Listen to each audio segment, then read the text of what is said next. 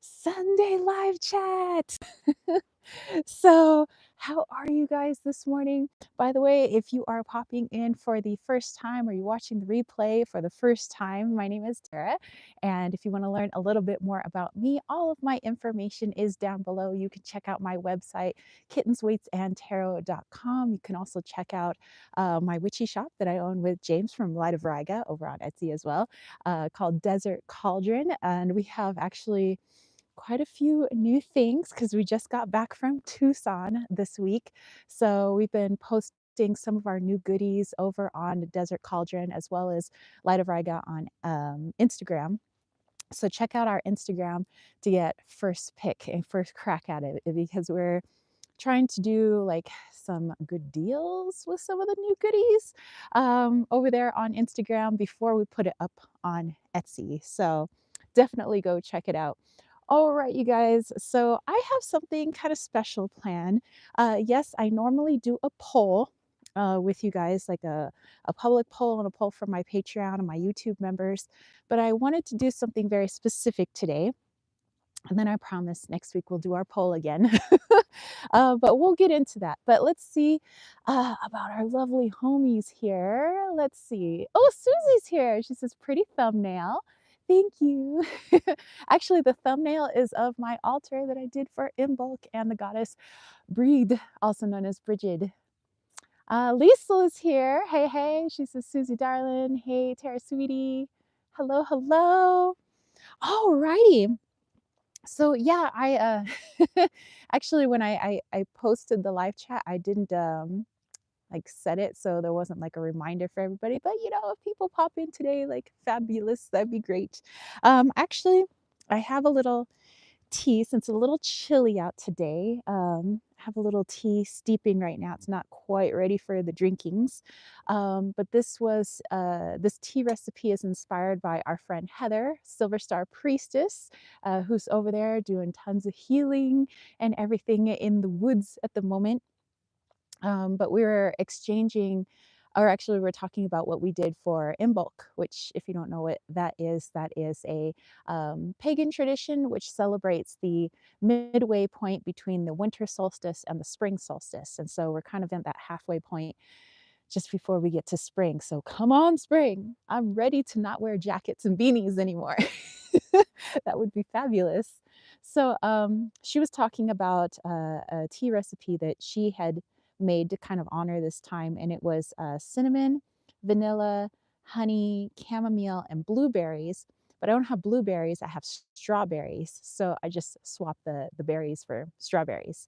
So yummy, yum, yum. I'm sure it's going to be delicious, but I'm just going to let that steep for a moment. And I put like boiling hot water in there, so it's probably not ready for a while.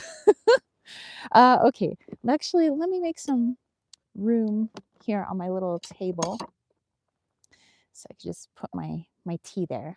There we go. Fabulous, fabulous. Uh, everybody's like, yeah, love Heather, Silver Star Priestess. Yes, she is one of my soul sisters. I love her. So it looks like she did some wonderful things for Imbolc because Bridget is actually her matron goddess. So she went all out, did a whole bunch of things for her. I kind of went all out this Imbolc as well. So if you celebrate Imbolc, or maybe you don't consider yourself pagan, but you like to celebrate this time of year where you know that spring is on the horizon, especially if you're in the northern hemisphere. Obviously, it's the opposite for our friends that are in the southern hemisphere. But let me know, depending on whatever hemisphere you're in, what are you doing to kind of celebrate this time? It could be something that you're doing outwardly, like maybe you're making things or baking things, maybe you're reading certain books, but maybe it's something that you're doing more inwardly. And I'd like to know that too. So again, whether you're a homie in the north or in the south hemispheres, definitely let us know. And that's actually kind of what I wanted to talk about today for our very special live chat. And yes, I'm going to do our weekly reading. And yes, I'll do our super chats and super stickers so I can do one card pulls for you guys. And we'll have our guided meditation. But I do want to talk about this time of year. And of course, it would come from the perspective of me being in the northern hemisphere, but I do want to, incorporate our friends in the south as well. So I have a few decks that are symbolic of how I practice this time of year, and kind of what I'm working on. But I want this, since it's a live chat, to be a discussion. Like, what are you guys doing? And I think the more that we share, the more we can get ideas from our friends. Maybe there's things that we haven't thought about, perspectives we haven't seen, and that's the beauty of a live chat. So, all right. Lisa said, I had a beautiful Heather. Oh, very nice. Lisa said, Imbolc is my really is. And Edgar is here. He's saying, good morning to everyone. Mwah! Good morning, our friend. So, yeah, let's see, for Imbolc, I mean, technically, Imbolc goes until spring. I know that there's like the kickoff festivities, but really we're kind of in that energy until the spring solstice comes around, or spring equinox, I should say. So I decided to go on a baking frenzy because I was thinking like abundance and warmth, and even if it's not too warm outside, which we were having some really warm days in the 50s and even in the low 60s. And then, as they do, all over the skies. And then all of a sudden, it seemed like they were aching to have the very first week of February be as cold as freaking possible. But every time their cold is over, the earth just like shoots back up into the 60s. So I don't think Gaia is having it right now. And I'm like, high five, homegirl. Because she's like, I don't care what you put into my skies, I am going to be warm. Gosh darn it. So, in order to kind of bring in that warmness, I made some orange blue cornmeal muffins, which were pretty good. They're gluten free, they're vegan. So I mixed like coconut oil and could have used dates, but I decided to use a little bit of brown sugar because I didn't have any dates on hand. Um, let's see, actual slices of orange that I put on top of it, orange juice that I squeezed, and then orange zest. So they're very, very orangey. I mixed in some spelt flour, almond milk, the blue cornmeal, of course, which has a little bit of a grittier texture. But I don't know, I like the texture of blue cornmeal, so I prefer that over yellow cornmeal. And just kind of like mix that all together, and I think they came out fabulous. A little bit of vanilla extract as well. And so I made those, and I also decided, since I like apple cinnamon anything, why not make apple cinnamon oatmeal cookies? So that's what I did. Again, vegan and gluten free. For anybody who's got some like digestive issues and very specific like diet, I like to try to make mine with as simple ingredients as possible, since we can't always make our way into town to go get the eggs and and things like that. So I try to just kind of use what we have, which is like flour and sugar, and we have the I can't believe it's not butter, which is probably not that great for you. So use coconut oil instead. Yeah, just all of that. So I made some, yeah, cinnamon and apple, or apple cinnamon oatmeal cookies. I also did some jello, some cherry jello. And then James made some like breakfast burritos, some like potato breakfast burritos with peppers and things like that. So that was really good. Got to do some altar work. And then, of course, I took one of the cookies, one of the muffins, and left that as an offering on my altar. And when I feel like it's been absorbed energetically, I will put it out to the forest, because they do appreciate all the offerings I leave out here, all of our scraps and things like that. And I know the coyotes probably got the scraps that I put down there, down to the south last night. So I heard them yipping and dancing as they do. I love hearing the boys, as we call them. All the birdies actually have joined us right now. Looks like all the juncos are here. Hello, hello. It's one of the female juncos. She's just scratching around. So yeah, it's nice to see the birdies out. It was nice to see some of the bunnies were out, and Miss Squirrel. You guys saw her in last week's live chat. Just all the feelings of spring, that spring is near. All the animals that I haven't seen in quite some time, they're poking their heads back out again. So that's fabulous. Um, Let's see. Oh, I even made a special tea for Imbolc. It's very simple. It's just vanilla bean and hibiscus. And the vanilla bean takes away some of the bitterness of the hibiscus, but I also love the hibiscus's like lovely red color. And so I offered that up on my altar as well as imbibing myself. And since I don't really drink alcohol anymore, it also kind of represented wine because it was red. So anyway, let's see. Let's look at how everybody's doing. Uh, Lisa's hello, Edgar, my old mate, and Susie. Yeah, we had a 72-degree day. Then they sprayed. Ugh. Yeah. Edgar is wondering how Lisa's doing. Susie says now we have had rain, but Tara's right. Mama Gaia works it out. Yeah, like now when I look at the weather, I look at it like it's their Amazon wish list. Doesn't mean they're gonna get it. It's just like they want us to manifest it. So if they say, "Oh, you got a week's worth of rain or worth of snow," I mean, if we truly believe that we're like it's going to snow, then I mean we're the manifestors. Of course, we're gonna manifest some snow or some rain, right?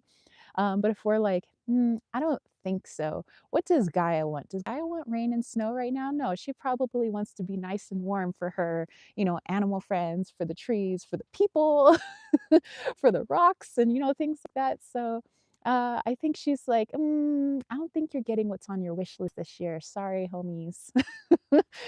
Sorry, not sorry. So let's see. Let's go back here.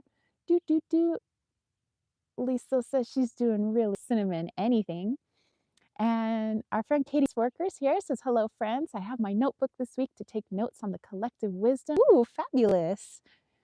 Edgar said, good. Just enjoying waking up to these beautiful mornings. Have an east facing window in my room. Oh, that's amazing. You get to see the sunrise. Katie's Workers said, Phil, the groundhog said it will be an early spring. I never understood, by the way, Punxsutawney Phil, our favorite marmot. I didn't realize he was in the squirrel family. I was like, cool. But it's like if he doesn't see his shadow, we're gonna have an early spring. But doesn't that mean that the sun is not out? So but then if he does see his shadow, which would say that the sun is out, like the sun is out right now, I see my shadow, that means it's not going to be an early spring. I don't know. But you know what? I like Punxsutawney Phil, and I think he was made even more famous by the movie Groundhog Day. So we've been trying not to be all like cheesy and watch the Bill Murray movie just because it was Groundhog Day on the second. So, you know, But you know what? Groundhog Day is actually left over from pagan traditions back when there was the belief that, if we could see signs in the morning of the second, which was following the eve of Imbolc, so at sundown on the first was considered the eve of Imbolc, like just before midway between the winter solstice and the spring solstice or spring equinox. Um, that on the morning of the second, if you saw some stirrings or some footprints that the God or the Lord would have left, the Lord as in the baby of the new year, because right now the pagans would have believed that the goddess, being Gaia herself, is in charge of things coming to fruition, like new blooms, plants, animals coming back out, and that her baby is the babe of the new year, and the baby would be crawling around and doing wonderful things because the goddess has given birth to the baby, and the crone is now going back down into the earth, so her grip on the frosty wintry season is being lessened. So on the morning of the second, people would look around and see if there were stirrings of the babe of the Lord running around or walking around. Um, and if there were, then we knew that spring was near. If there weren't any markings or anything left over from the baby being out and about, then it was going to be more winter. And then that translated into other cultures adapting that into animals, and then eventually you get Punxsutawney Phil. So awesome. Let's see here. Um, Susie says, love that movie. Edgar said, Kitty, worker with the crazy weather we are having, animal occurrences that groundhog may be in for a surprise. She says he has only a 31% accuracy rating anyway. Poor Punxsutawney Phil. Edgar says, Mother Gaia giving birth to nature. Yes. And Lisa says, it was my friend Colin's birthday on the 2nd. I went to see him, did a lot of sun manifestation at daybreak over Imbolc. That sounds wonderful. Oh my gosh, to have a birthday on Imbolc. That's amazing. And Edgar says, I wonder why humans don't reproduce seasonally like animals. Uh, I think there was something that we looked into with like back when I was teaching, and we'd look at the ages and the birth dates of students in our class. And the reason we looked at that is because we wanted to know if we were going to have like a younger ninth grade class or an older ninth grade class, because depending on when their birthday is, kind of depends on if they kind of squeaked in as a ninth grader, or actually it would go back to kindergarten, but like if they like made it in as like a younger kindergartner or an older kindergartner. And so by the time they make it to you like as a ninth grader, or I also taught seniors, would they be like older or younger? And so I noticed that they like bulk of birthdays of kids coming through were always in the springtime, which means mom and dad were probably getting busy kind of around kind of around the colder times. You know what I'm saying? And then some of the summer babies that were coming around, well, mom and dad were also getting together kind of around Samhain. And so it seems like when it gets cold, people get together, make a little love, do a little dance. Spring babies get down tonight. But also in the spring as well. So it's kind of at those 2 points. So kind of just the way humans in general operate, I guess, just looking at my student birthdays, was that whenever conception happened, created a whole lot of spring babies. And then there was a whole lot of spring conception, which created a whole lot of our winter babies later on. So very interesting. And then of course there's all the babies in between, but we are an amorous species. So let's see. Um, Susie wishing happy belated birthday. Happy belated birthday. Susie, that's a great question. She's like, get down tonight. Edgar says, I'm a June baby. Mom and dad got busy Halloween and made a little witch. Edgar, high five. So do my mom and dad. So I'm a June baby. But actually my mom and dad aren't together anymore, but their anniversary was in October, right around Samhain. And so I remember when I was like learning about like baby stuff, like sex ed basically, in school. And so I'm counting back 9 months. And then I was like, Mama, isn't you and Papa's like anniversary in October? And she's like, yeah, honey, why? And I was like, oh, oh. I was like, you guys made me in October, didn't you? And it's just like a scarring thought for a child. Says COVID babies too nowadays. You're right. Uh, Lockdown babies, we should say. Lisa said, me and my brother were both born over Yule. Nice. Susie said, and my brother and I are both Gemini sons like you and Brian. Yeah, that's right. My brother Brian, he and I are 6 days apart. We're in the 6th month. We're born 6 minutes apart, and we're 6 years apart. So it's like, I don't know, the devil babies. So yeah, 6 minutes, 6 days, 6 years in the 6th month. Did my parents plan this? I don't know. Um, Edgar's like, a nice story for the counselor. I know, right? Well, our friend Katie S. Worker is a counselor. I'm sure she would have enjoyed that with me and my brother. Oh my goodness. Okay, let's see if this tea is ready yet. By the way, mmm, this smells so freaking good. Props to our girl Heather. So again, it's chamomile, cinnamon, strawberries, vanilla, and honey. That smells good. Oh my God, she's onto something. Wow, Heather, I love you, girl. This is so good. Not that I doubted her or anything, but that's really good. Like, that's good. It's like, I don't know, like I'm eating like oatmeal with strawberries and cinnamon. Like it's oh my gosh, I can't even describe it. Um, Lisa says, I'm born exactly 9 months after my dad's birth. Lisa, I wonder what was happening. What kind of birth gift dad got? Oh, let's see. Green Mountain Mystic, hello. This is made it on Valentine's Day on Palm Beach in Texas, where there was a cottonmouth snake mating ball. Oh, oh, wow. Holy goodness.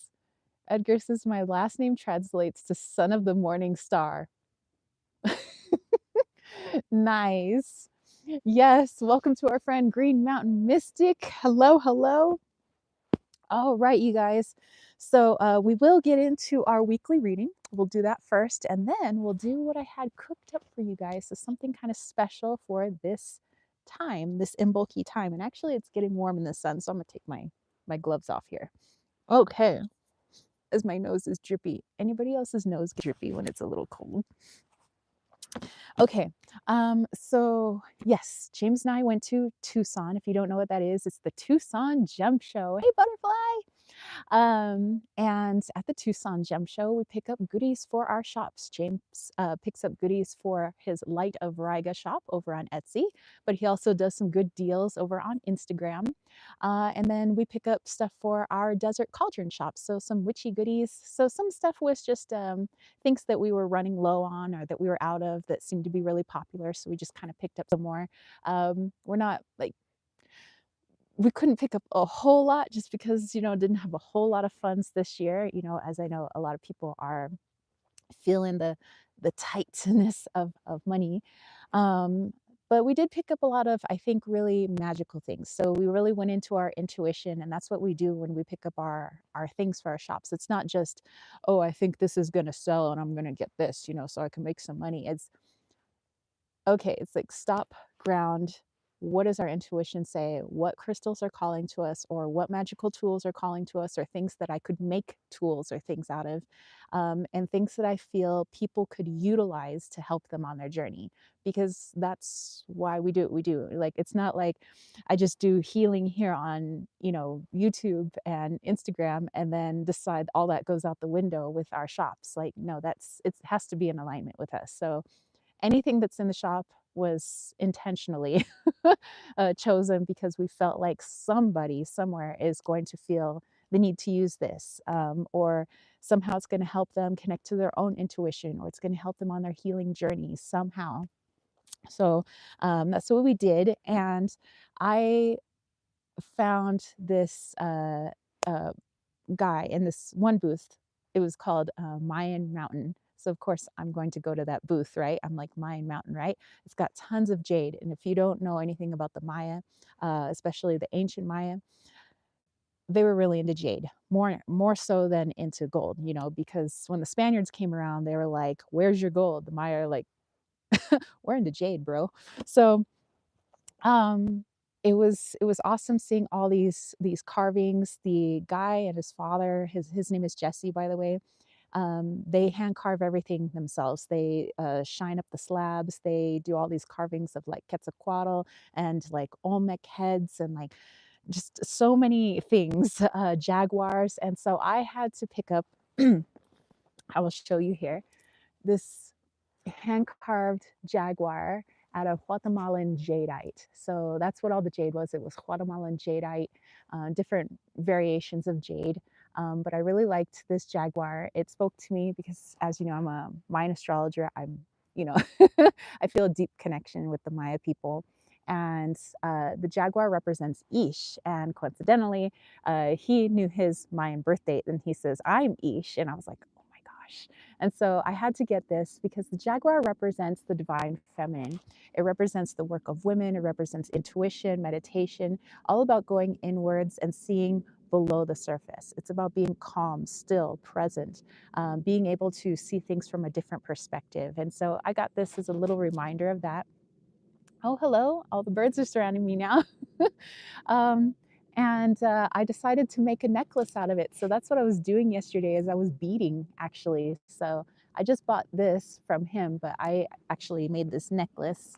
Maybe I'll get a little closer. I posted it on Instagram as well, but I used labradorite beads here, and then I have some Chinese jade here. I have pearls because pearl is my birthstone since I'm a June baby. Black obsidian, rose quartz, and that just kind of continues all around. So I'd say this is a pretty this is a very me type thing. So it took me, I think, about an hour and a half for the stone to choose the beads it wanted because I had all my beads and I was like, okay, I want the energy of the jaguar to show me which beads it wants. And we finally narrowed it down to these beads. It was very adamant about having labradorite. So I was like, okay, and then I strung it all together. My first attempt, I had it all done, but it hung a lot lower. And I was like, I want it closer to my throat chakra. I was like, I just, so I was like, it would be no skin off my nose. Basically, I have all the time in the world to like redo this. So I decided to snip the whole necklace and I redid the whole thing so that I could have it closer to my throat chakra.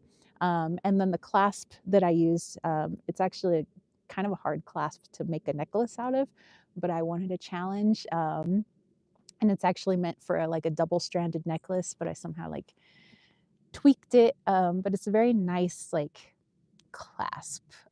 Like even I like the little details like that. So the clasp is reminiscent of like the Art Deco period. So it's got a little bit of Art Deco to it. So, just for like my artsy fartsy background. But yeah, so hey, maybe you guys want to go check out Mayan Mountain over on Instagram. It's at Mayan underscore mountain. And you'll see all kinds of jade stuff. He's still at the Tucson Gem Show right now. His name's Jesse. I felt like this was soul family. That's why I'm like really talking about him because we found out, okay, not only, you know, are we born in the same year? Because he was trying to figure out like more information about his like Mayan birthday. And I was like, well, what year are you born? He's like 1981. I'm like, I'm born in 1981. So I could tell you who your year lord is because it's the same year lord as mine. Had the same likes, like we're into the same things. Like basically it was me in dude form. I was when you've met yourself, I'm like, that's me, but a dude. Interesting. So and then he and James were also having like good conversation as well. And I thought, he was like, I was like thinking, how am I going to remember his name? And he's like, my name's Jesse. And he was shaking James's hand. I was like, oh, Jesse James. That's how I can remember your name. So yeah, so I just wanted to talk a little bit about that. Um, if I find really awesome people for you guys to go check out, I'm all about promoting those high vibing people. So, all righty. Okay, let's go back here. Everybody's saying hello to our friend Butterfly Love Child. And Lily is here. She's just want to know. Hope all is well. We are doing fabulous, Lily. How about yourself? Um, Karen said, oh, wow, beautiful. Susie's liking it as well. And Lily. Peg is here. Greetings and salutations to you too, my friend. Lily says, you did an amazing job with it. You made Jaguar proud. I hope so. I'm like, okay, because this jaguar was like not having it with certain beads that I was like, "Ooh, I want that bead." And it's like, no. And so anything it didn't want on the necklace, it was giving me such a hard time. And the thing just wouldn't string, or like I couldn't get the crimp bead on it. And I was just like, but it's like when it wants certain things, it was a breeze. Edgar says, I'm making Morgan out of garnet, obsidian, and dragon's blood jasper. Edgar, that sounds freaking amazeballs. You're gonna have to send me a picture on Instagrams. Wow, garnet, obsidian, dragon's blood jasper. Dude, that one, like just kind of tapping into those crystals to me is like physically healing, spiritually healing, very grounding and very protective. Like that's the tits, as they would say. Peg says, love it. Love the movie with Jaguar Paw. Ooh. Oh, 10,000 BC. Yes, yes. All right. Okay. Um, let's get to our weekly readings. So if you guys want to bust out your cards, maybe you just want to pull some downloads down from your higher self, your intuition, maybe you want to sling some runes, use the pendulum, whatever it is that you use, maybe some conchomancy, I don't know, reading with arrowheads, maybe. Let's see what we have cooked up for this week. And I'm going to use several decks for this week because I feel it's kind of special. So we'll use Wally's World. And while I'm doing that, I want to show gratitude and thank you to all of my subscribers, all of you that tap in and come into the live chats, all you chatty Cathys, but even my little lurkers, you know, people who just like to listen. Love you guys so much. Thank you. Also want to say thank you to all of my YouTube members, so Liesel, Kayla, and Jamie. Thank you, thank you, thank you. And for my patrons, so Myrna and Karen and Liesel and Lily and Dana and Heather, Jamie, Kayla, Surian, Brandy, Samara, Jason, and Brian. Love you guys all so much. Mwah! Thank you, thank you, thank you. Okay, so I have my Wally's World here, and I'm going to go ahead and pull a card. By the way, if you're interested in my Wally's World deck, the link is down below. Promotion. Okay.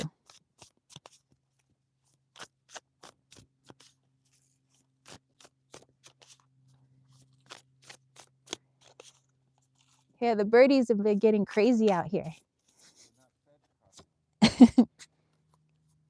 So James is throwing out some bird seed for our very restless birdies that have been out here. Okay. I also would like to pull a card from the Seasons of the Witch Imbolc Oracle. Yes, yes, for a little Imbolc message. So let's go ahead and pull a card there.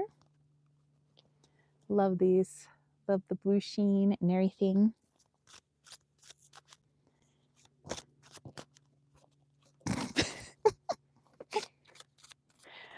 Okay. Let's see. So let's put these here. All right. And then lastly, the Jupiter Power Tarot. This is the newest deck that I have because I love to support the work of Charlie Quintero. She is the creator of the Moon Power Tarot, the Star Power Tarot, and the Mars Power Tarot. So, and plus this one having all the greens, making me think of Imbolc, making me think that spring is coming. And every card is an abstract representation of a flower or plant. And you know, I'm a little green witch, so that was kind of a must. All right, so I feel like pulling 2 cards from here. Let's do it.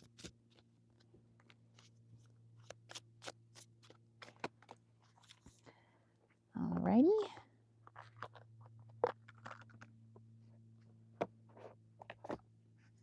And I'll put this deck right there. Okay, so let's see what we have. Let's see what you guys said. Oh, Lily says, hey, what do you think of kyanite? It's been calling to me lately. Dude, kyanite. I love blue kyanite. I love green kyanite. I love black kyanite. Basically, I love all variations of kyanite. To me, though, no matter what the color is, I feel it brings me, mm, like, into a different aspect of nature, if that makes sense. It's like I'm tapping into it in a different energy than what my eyes can see, like, different than the way I perceive a tree or I perceive a crystal or an animal. I feel that, kyanite just kind of brings me into a different energetic aspect. I don't know really how to describe it. Um, but I definitely feel a deeper connection to Gaia in a unique way. And I have felt that blue kyanite, especially, because sometimes I get blockages in my throat chakra, as you know, I am working on that. Um, but helps me to really see any shadows or in any ways that my ego may be blocking that throat chakra. And, kyanite having that very like fragmented look to it, that spray look to it. Or was it? I'm forgetting the word. Um, there is a word for that. It's a geological word. But I just feel it like really stabs into it. It's like, hey, you're not ignoring this. Like you really need to look at this. So I think it's really good for healing in that way and really helping me personally to help unblock. But those are my thoughts on kyanite. Um, let's see. Let's go back here. KDS Workers says, by the way, sister sonogram tumors are gone. Oh my God. Yes. Oh my gosh, that is great news. That is great news. If you guys don't know our friend KDS Worker, her sister's undergoing some very vigorous treatments for her sickness. And so I know that she's been doing a lot of internal healing as well as the doctors working on the physical body as well. So that's fabulous news. That's fabulous news. She'll continue to stay in our thoughts, our prayers, our altar work, all of that. That's amazing. Okay, Susie Drew the Dreamer, free spirit, leap of faith, ready for a new journey of self discovery from Soul Tree, the Dreamer's Journey. Lily saying that's fantastic news. KDS Worker said thank you to everyone who sent love and energy in healing her way. That is freaking. I'm so happy. I'm very happy. That's awesome. Susie's saying that's wonderful. Very happy news. Um, oh, Dylan is here saying good morning. Hello, hello. Green Mountain Mystic says the Wally deck is one of my decks of place, the individual photos chosen with emotions that empower. Yes, Wally's World, it's a mixture of all different photos from different personal sacred places, healing places from a lot of our community members. They donated those photos as well as a lot of my own photos, my family's photos that they donated. So I love all the unique perspectives, that it's not just one voice, but a whole lot of voices in that deck, which I think is awesome. Dylan is loving the blue gilding on our Imbolc deck, Season of the Witch Imbolc edition. And Lily said, yes, the blue kyanite is calling. She said, thank you. Now I understand why it has made itself known. You're very welcome. Very welcome. All right. Well, let's see what we have cooked up here. The first card from Wally's World. We have an image that was actually taken by our friend Cosmic Creeper. She has a YouTube channel. She's actually over on Instagram as well, but she does a lot of like animal gnosis stuff. So she works a lot with plants and animals, but animals mostly. And so she finds ways to get herself out into nature and connect to those animals. And so she took this image. She's out in the UK actually. And this is one of her favorite ponds to go meditate, go hang out with the birds and the ducks and things like that. So let's tap into this first message for our week ahead. And actually, let's see, where did I stick Wally? Because Wally is photoshopped in every every image. There he is. He's down there in a rose. And these are all my roses. I took pictures of those. They grew in my garden. I grew those roses. So kind of like a little healing portal that you look through. All right. Let's see. Wally, what do you got to say? What do you have for us?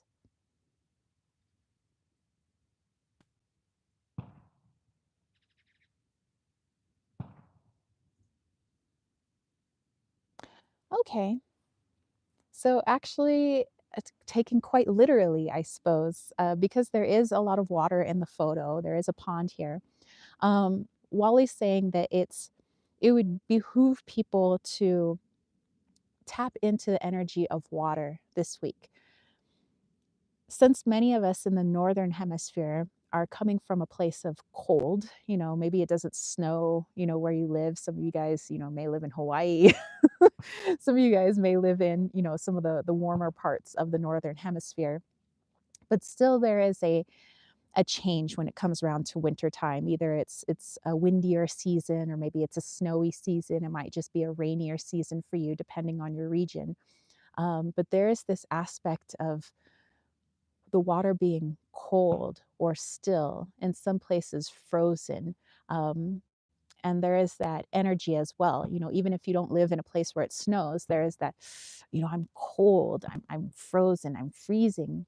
And so there is this stillness. But when we tap into the energy of water and not ice, we're tapping into free flowing energy. Just like I hear James has turned on our creek. We have a little creek that we built for the animals here, and we use our well water for it. So basically, it's the water coming up from the earth and back down into the earth for all the animals and all the trees here. And so it's this cycle of free flowing. So, whatever stagnation we may have been in, due to wintertime or whatever season it may be, depending on your region, this is a time to really start getting things moving again. So whether you're moving your physical body in the flow of water, you're going into actual physical water, or maybe you want to take a bath and just tap into that water energy, that it's cleansing, it's free flowing. And it's a reminder that we too are the water. We are all of these elements. And if you want to look at it from a scientific point of view, they say that our body is made of 70% water. And so, with all of that watery energy, let's tap back into it and remember to free flow. Remember that we have the ability to cleanse, to purify, to let go, to release, to go with the flow, so to speak. And that, what may seem as horrible situations now, or maybe let's say we're having a difficult time, know that that too will pass, that it flows down the creek just like water. It ebbs and flows just like the ocean. And if you are having a beautiful time right now, know that this is a time to embrace that. I'm having a wonderful time, because we know that our emotions ebb and flow. The cycles of our life ebb and flow. And so nothing stays forever. Even if it's something that we truly want to stay forever, we know that it won't. So that reminds us to show gratitude for what we have in the present moment. Ebbing and flowing. All right. So a nice reminder from Wally for this week. Thank you, Wally. And let's look into our two cards before we look into our Imbolc card. Um, let's see what you guys have here.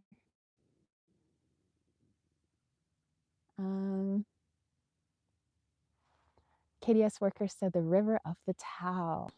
And Lily said, so I was pulling up to my house late night and saw two wolves playing in the street right before my driveway.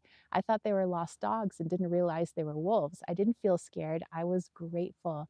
That's amazing. And, wolves, seeing two, the number two being about choice, but also about balance and equilibrium. Wolves, we always see them as being self-confident, that they stand in their power, that they represent everything that we want to remind ourselves that we are, that we too have that wolf aspect, that keen insight, sharp senses, being able to lead ourselves. And that if we feel at any time disconnected from our pack, so to speak, that we are never alone. A lone wolf can survive on its own for quite some time, because it remembers that it's not alone, that the forest is its friend, that it has made allies everywhere, even if it can't technically see it with its two wolf eyes. So I think that's an amazing message. I love wolf medicine. That's fantastic. Okay. Astrolites. Ayo. Hello, hello. Susie said, lovely message. Okay. And so from our Jupiter Power Tarot, we have the Wheel of Fortune, and we also have the Moon. Liesl drew the Ace of Clubs from a poker deck. Potential. Ooh, I love it. Okay, so let's tap into what these cards have to tell us about this upcoming week. And I love that the moon energy is here, and we were literally just talking about that watery energy with Wally's world, and the moon being representative of that water energy. In fact, that's the element that it's connected to, is water, intuition, divine feminine. So let's go in.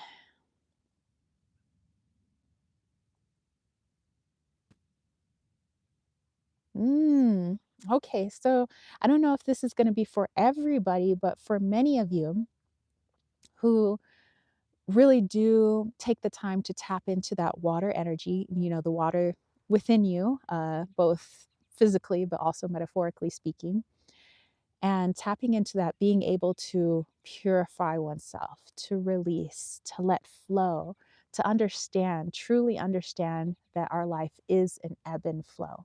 Um, as they say in the poem, nothing gold can stay, Um, but that helps us to appreciate gold, i.e., our solar plexus, our own light, our sun, ourselves, even more, and our journey even more. Um, and so, those that choose to tap into that this week will find that areas of their life that they've had a hard time having perspective on, having a hard time seeing into, like, I don't understand why this person is coming to my sphere, or I don't understand why I had this conflict with this person, or I don't understand why sometimes it's hard for me to tap into my intuition. Wherever you feel most blocked, that blockage will move itself enough for you to be able to understand that it was the holding on to that was actually blocking you in the first place. Wanting to hold on so tightly to an idea, to a person, to a situation, to a thing, maybe causing blockages in other areas of your life. But in general, being able to release and tap into that watery energy thus releases the idea of the person, the belief, the thing, the whatever it may be, freeing up your intuition and freeing up your perspective. So what was difficult to see last week, all of a sudden is like, aha, the light bulb goes off. That now it's just so clear. And all I had to do was let go. That's all I had to do. And I know that idea of letting go is often represented in books, in poetry, in movies, and art, because, life imitates art, right? Where you got the kid at the top of the high dive, and he's just so scared. He's so scared of what if, can I just go back down? And no, they won't let him back down the stairs. He's got to go off the high dive.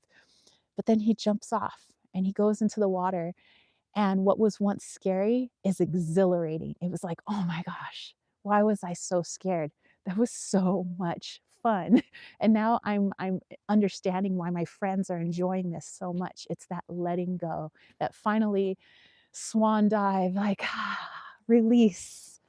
I'm just, no more clinging, because it takes so much energy, so much mental energy, physical energy, emotional energy to hold on to things, because that's not our nature. It's not our true nature. It's to release and to let go. And so once we do that, it's like, whew, you know, just dust off the shoulder there. So, all right. I love that. Okay. Excellent. All right, so let's see what our Imbolc message was for the use guys. What am I, from New York? For you guys that like work with the midway point between winter and spring. You work with that seasonal energy. And we have Bridget's doll, also pronounced breed in Gaelic. And it says, thread by thread, I weave my desires, working as one with the source of creative power. And so, if you don't know the history behind a Bridget's doll or Breed's doll, in with the ancient Celts, which is also celebrated still that tradition celebrated in like Ireland and Scotland and parts of England and basically where all the Celts were, Wales, things like that. They created this doll out of either wheat or corn, depending on what your crops were. And by creating it out of those things, it represented your crops. And basically, crops grow in the springtime. So you would want to bring in that energy of abundance, of growth. And so you create this doll out of your crops. And the doll is placed in a basket on the eve of Imbolc. And she's decorated with blue and white, you know, all the things that would represent like clearing away of the cold of the old. And she's put next to the hearth fire.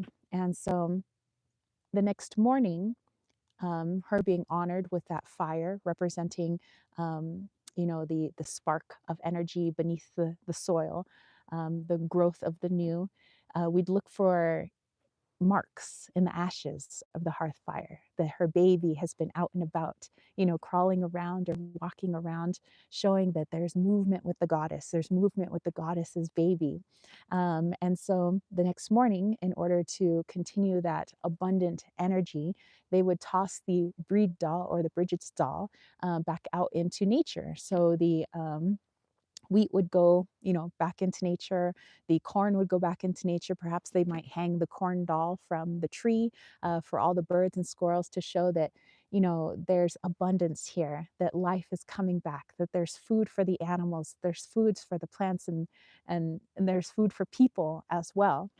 And so we'd create this doll to kind of represent that and to get us kind of in that mindset, that intention and manifestation that we are manifesting warmer months ahead, which for many ancient peoples meant life ahead.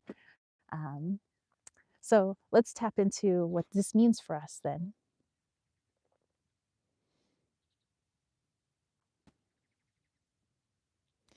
I feel like the message extends beyond a seasonal cycle of like, okay, we have new growth and, you know, we have animals coming back. The birds are singing, as I can clearly hear them singing right now.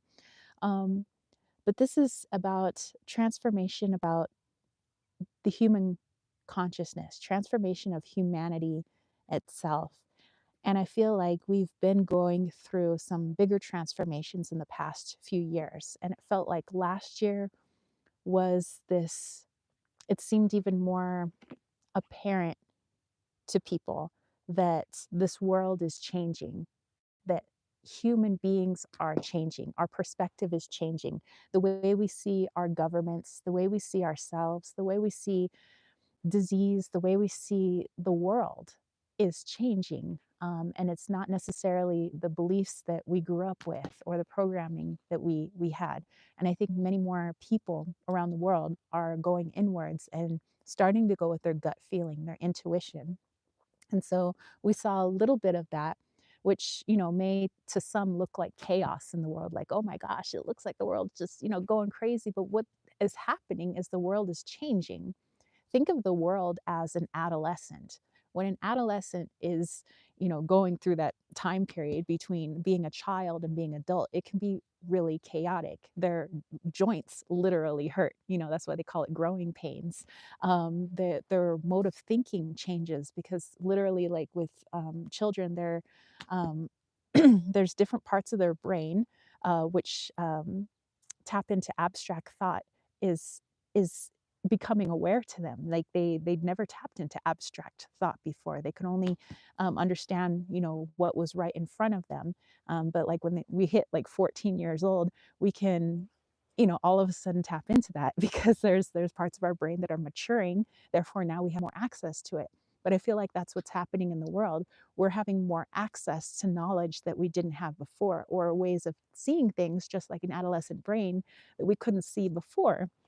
And so it may feel like jarring and weird and just, you know, so difficult. And why are things like this? And we might even be in that rebellious stage, many of us, of like, no, I don't want to do this anymore.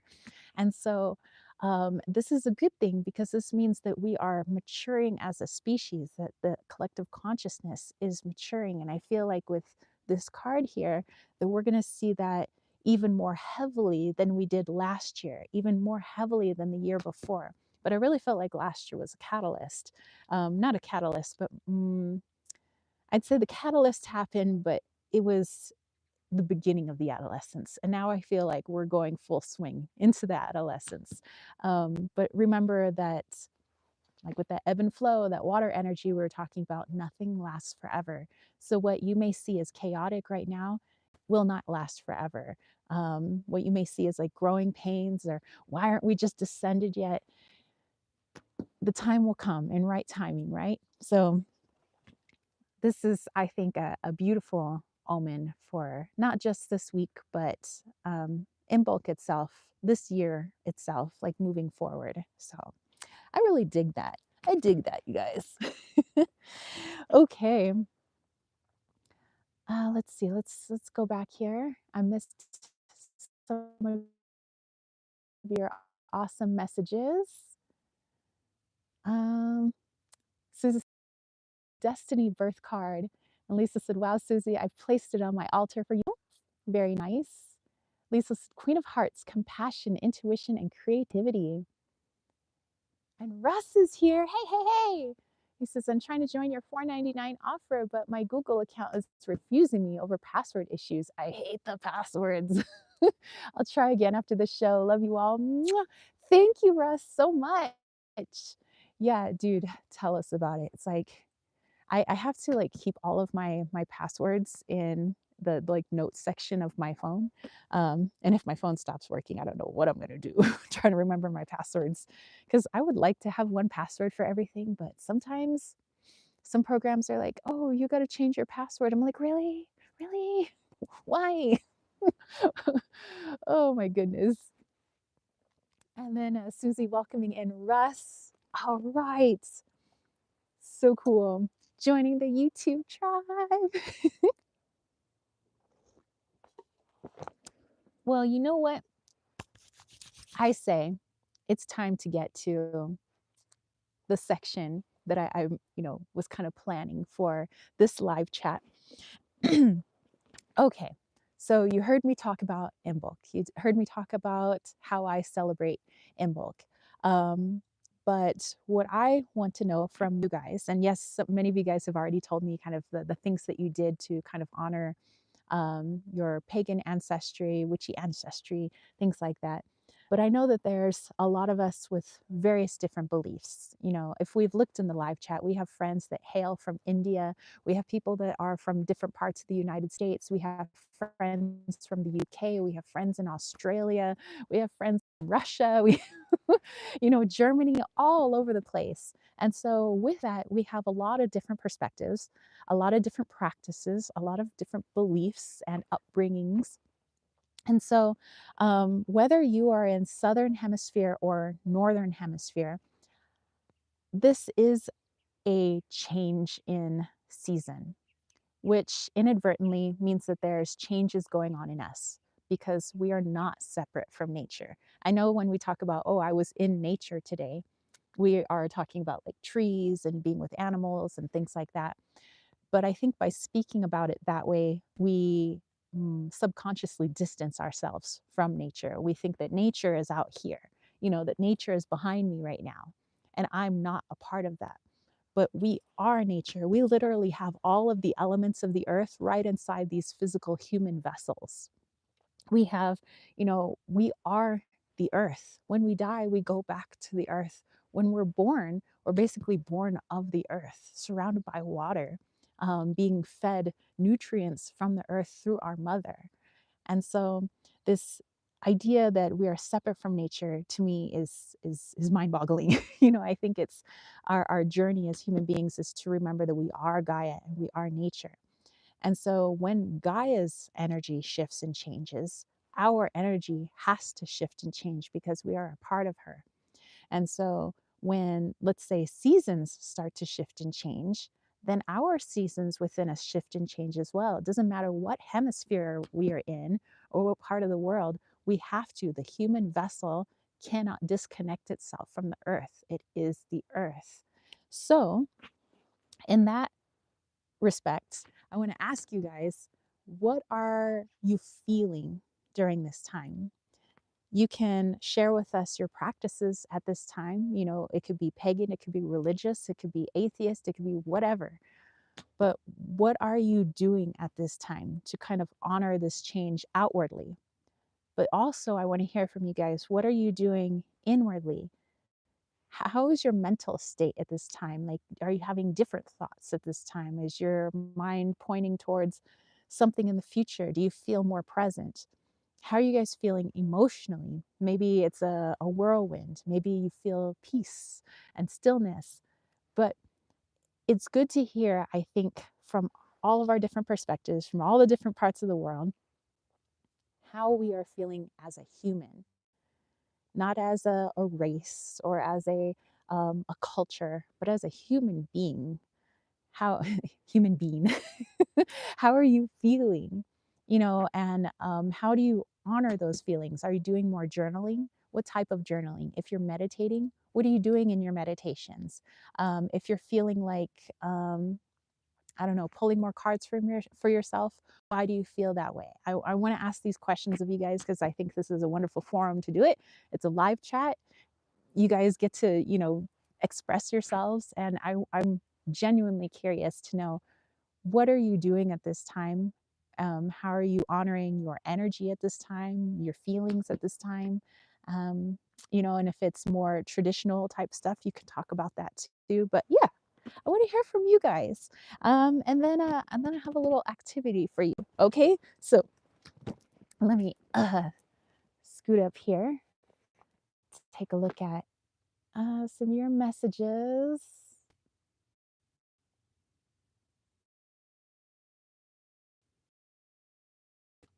Let's see. Honeybee, Honeybee says, I like the adolescent analogy. Kedia says, emboli or in bulk. Well, there was a joke I put about that on my Instagram about which is buying things in bulk. Yeah, so in bulk. Dylan says, be careful with keeping your passwords in your notes because I saw an article said that Google has been sneaking into our notes and they even sold story ideas to people and companies. Dude, technology has a positive and a negative, I must say. Honeybee says, you can email yourself your notes as a backup if you lose your phone. Okay, awesome. And KDS Worker was wondering what Imbolc was. It was the honoring of the in-between time, you know, in between the, it's actually halfway point between the winter equinox and the spring, or sorry, winter solstice and the spring equinox. So it's the halfway point. It's like, yay, we're getting ready for spring, woohoo! Russ says, Susie, I have many humanitarian projects and I'll need Tara's reading on many team members. Which level? Oh, wondering about level of membership. Ah, okay. Angela's here. She says, hug, Susie, Tara, many blessings. Edgar, thanks for the flower and heart. Lily, hello, hello. And Lisa says, I'm born at Yule, so Imbolc is a time of the pure optimism, heading from dark to light. We have very little daylight. So Dylan says that he's feeling a bit of peace, but slightly anxious at this time. Okay. All right, all right. Angela's saying, blessed morning to the whole chat today. Wishing you all love, light, connection, cake, and the greatest day. Amen. Susie is feeling hopeful. Edgar says, just had to let that disappointment go with the ball.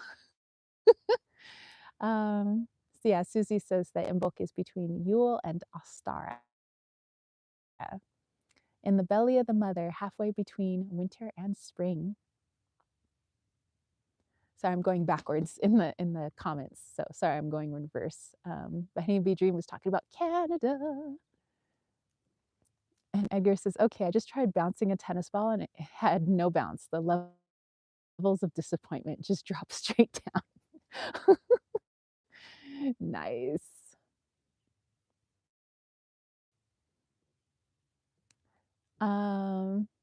Lisa says, I do candle magic at this time using the color correspondences of Wicca and Santa Muerte and wondering how we're doing. Susie says, thank you. You're welcome here with a membership or not. Uh, that is neat. Angela said Santa Muerte is cool. I've researched her tons of videos from really down to earth worshipers here on YouTube. And Lisa said the days are starting to get longer in the UK, a blessing to me. KDS Worker says, I feel fearful with Texas border shenanigans, and I'm resetting myself by meditating on my space. 9/11 video watching helped me with accepting the Texas stuff. Excellent. Butterfly says, I should be doing laundry, but I just want to eat cassava dumplings and window shop decks and books. Nice. Lisa loving Santa Muerte. Edgar says, Susie, there I was, oh ball, just like a puppy with a new toy, then nothing, a big fat disappointment. Angela said, Santa Muerte sounds like a very loving reaper. Yep, clearing away the old. Astrolight says, I feel like a heavy rocket with the weight of a mountain atop my shoulders being lifted efficiently and thoroughly. Mantid representation has been working and connecting with me, creating a one-on-one connection, which has been a pleasant and challenging head spin. Wow. And Lisa said, Mysterious Leroy does excellent videos on Santa Muerte. Angela says, maybe time to play kick the ball with the tennis ball if the ball won't bounce. Just invent a new game. um, awesome. Okay. So let me have a little bit more tea. And please keep sharing. This is wonderful. I love kind of seeing where you guys are at, what you guys are doing with your emotions, with your energy at this time. It's just kind of nice to have a little check in. Sometimes we get so busy, it's hard to check in with ourselves. So I am physically doing hey, it's time to check in with yourself. This is your mandated check in. Check in with the soul, the higher self, check in with the emotions, the mental state, checking in with your practice, or maybe you don't have a practice, but yeah, nice little check-in. Dylan says, I have so many project ideas for Poseidon. I'm like, please give me some time to get at least one done. um, Thank you, Susie. She says she's recommending my readings. Thank you, thank you. Angela says the Tarot check-in would be a great live stream title. Yeah, you know what? It's the energy check-in. Okay, so you guys are sharing. I will share as well. I shared my outward, like things I'm doing physically, which I guess would appease more of my ego, like doing the altar work and the baking and things like that. But inwardly, okay, let's say, let's look in. Where is my head at right now, my mental state? I would say that mentally, I'm hopeful for the warmer times ahead. Not just because it's warmer, but because I know that I'll have a chance to feel more comfortable, I guess, outdoors. And although I think, physically adapted to winter up here, whether it's snowing or not, there's still a part of me, even though I enjoy that, I enjoy all the seasons, and I like that we have 4 seasons up here.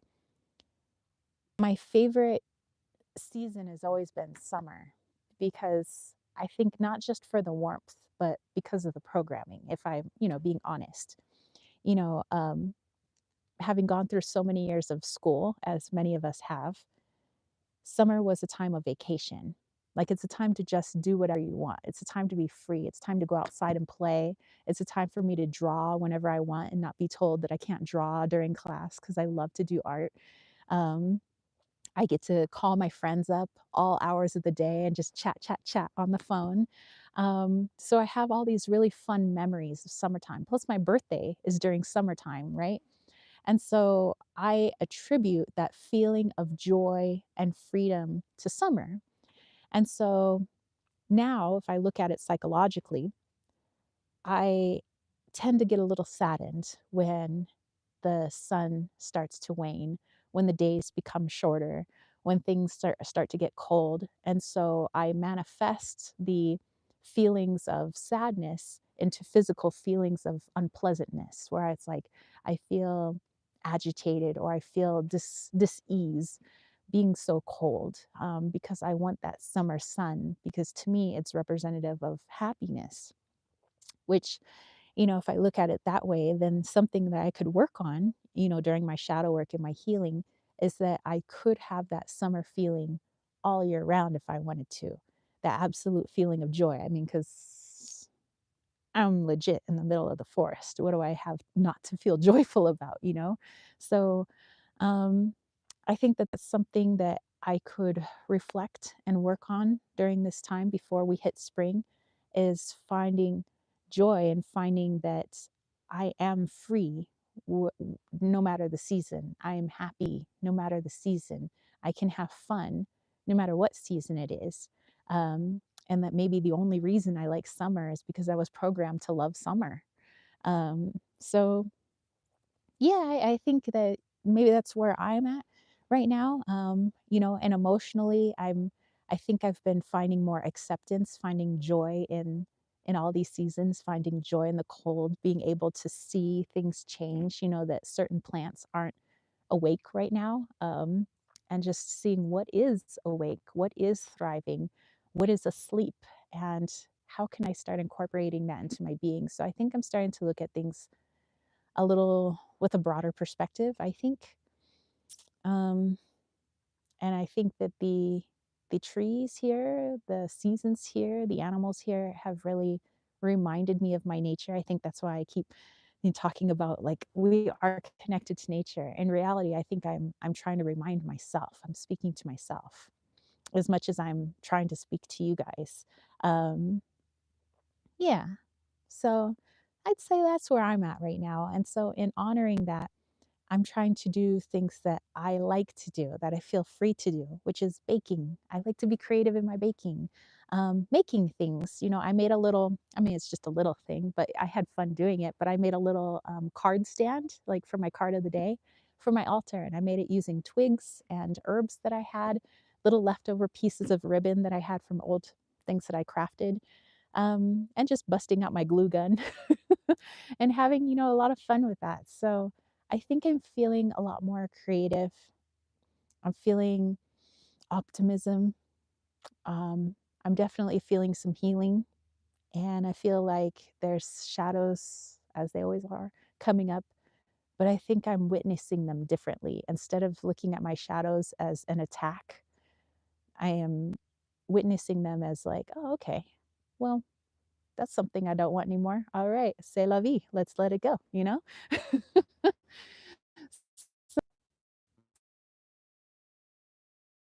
Karen says, "Are you ignoring my share? I don't know what's going on." Um, she see. She says she shared above. Let me see. Yeah, we talked about. You said you were feeling fearful about the Texas border. Yeah, I shared that one. Talking about watching the 9/11 video. Um, Susie says, "Karen, I like your idea of mediation." Susie says, "Yes, the comments are fast scrolling. If I've missed a comment here or there, I do apologize." Dylan says, "As a fat guy that lives in Arizona, I love autumn and winter. I get sad when spring and summer comes." Oh my goodness. Oh, Susie says meditation. Okay. Russ says, "Susie, thank you for your advice. I'm not getting my questions answered. Does the $99 a month cover multiple readings, or is there an hourly fee?" Oh, I see. Um, Karen says, "No worries, but we've been coping by watching previous kittens, weights, and tarot videos." Okay, okay, excellent. Russ, or Susie, little, Russ says, "I think you'll need to read Tara's website or DM her." Okay, so yeah, Russ, check out my website, kittensweightsandtarot.com. The link is down below. Also, you can see there's a description for each of the levels of membership for YouTube, if you're interested, or you could check out Patreon. Patreon has different tier levels as well, and they all like kind of get different things if you're interested. Susie says that she loves my older videos. Um, Excellent. And Katie says, "Yes, broader perspective. I watched an old video, Had ego reaction rewatched with an open attitude, which gave me greater understanding. Very nice. Honeybee says, Tara, I agree with your view on summer. I'm also trying to fall in love with winter and fall.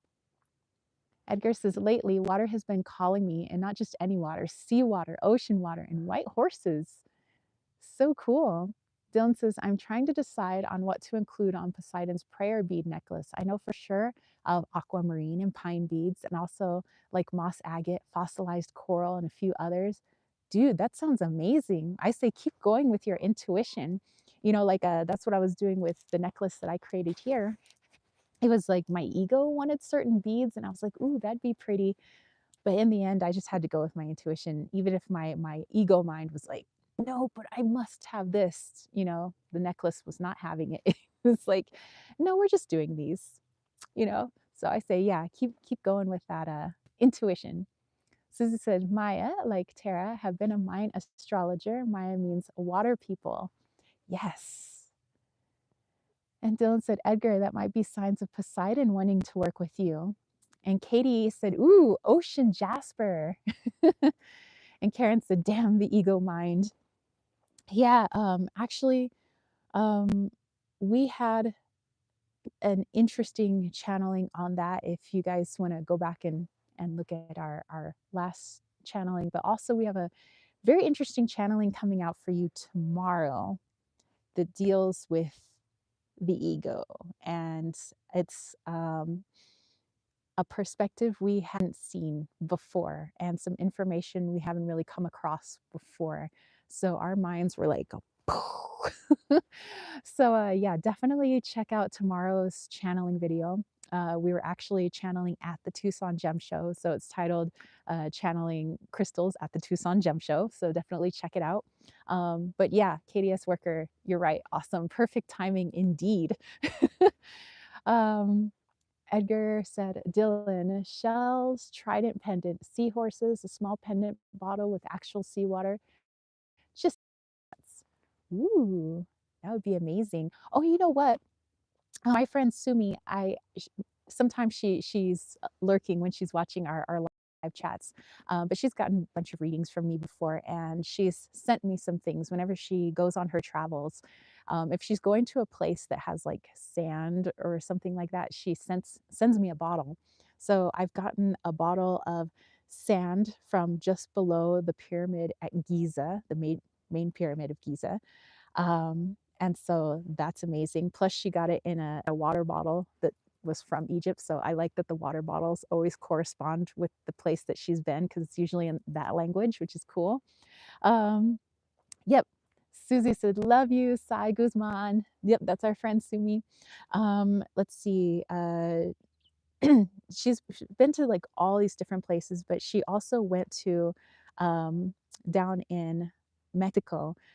She basically went to where some of the bigger Maya pyramids are, and she got some dirt from right under those pyramids and sent it to me, and I was just like, ah. But yeah, she's recently sent me some more sand, and I'm like trying to like incorporate it into my practice. She sent me some pink shells from her latest travels. Like they're like pink coral rocks basically, and I think they're like super amazing. So yeah, I like working with sand and dirt. So I like just, having little bottles of it, although she sent me a bunch of it. So I'm going to try to incorporate it in some of my spells and things like that and honoring on my altar. So thank you, Sumi. I love getting dirt. But you know what? My name translates into dirt. I am the good earth, as they say. I am Gaia. Terra firma. Actually, that was my nickname. My mom used to call me Terra firma. Um, oh, hello. The Blue Jays are here. Let's see.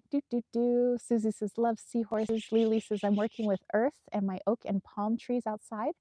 I also been meditating outside, earthing, enjoying feeding my neighborhood squirrel. I named Sammy, and blue jays, grackles, and a brown dove.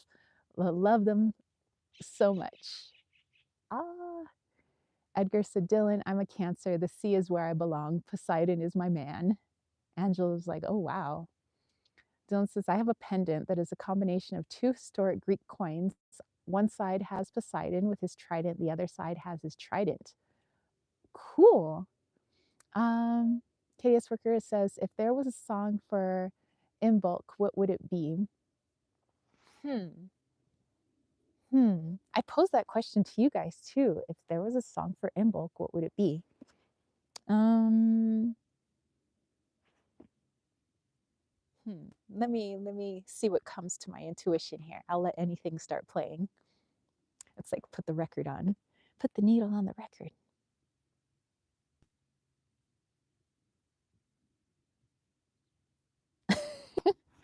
All right, I got it.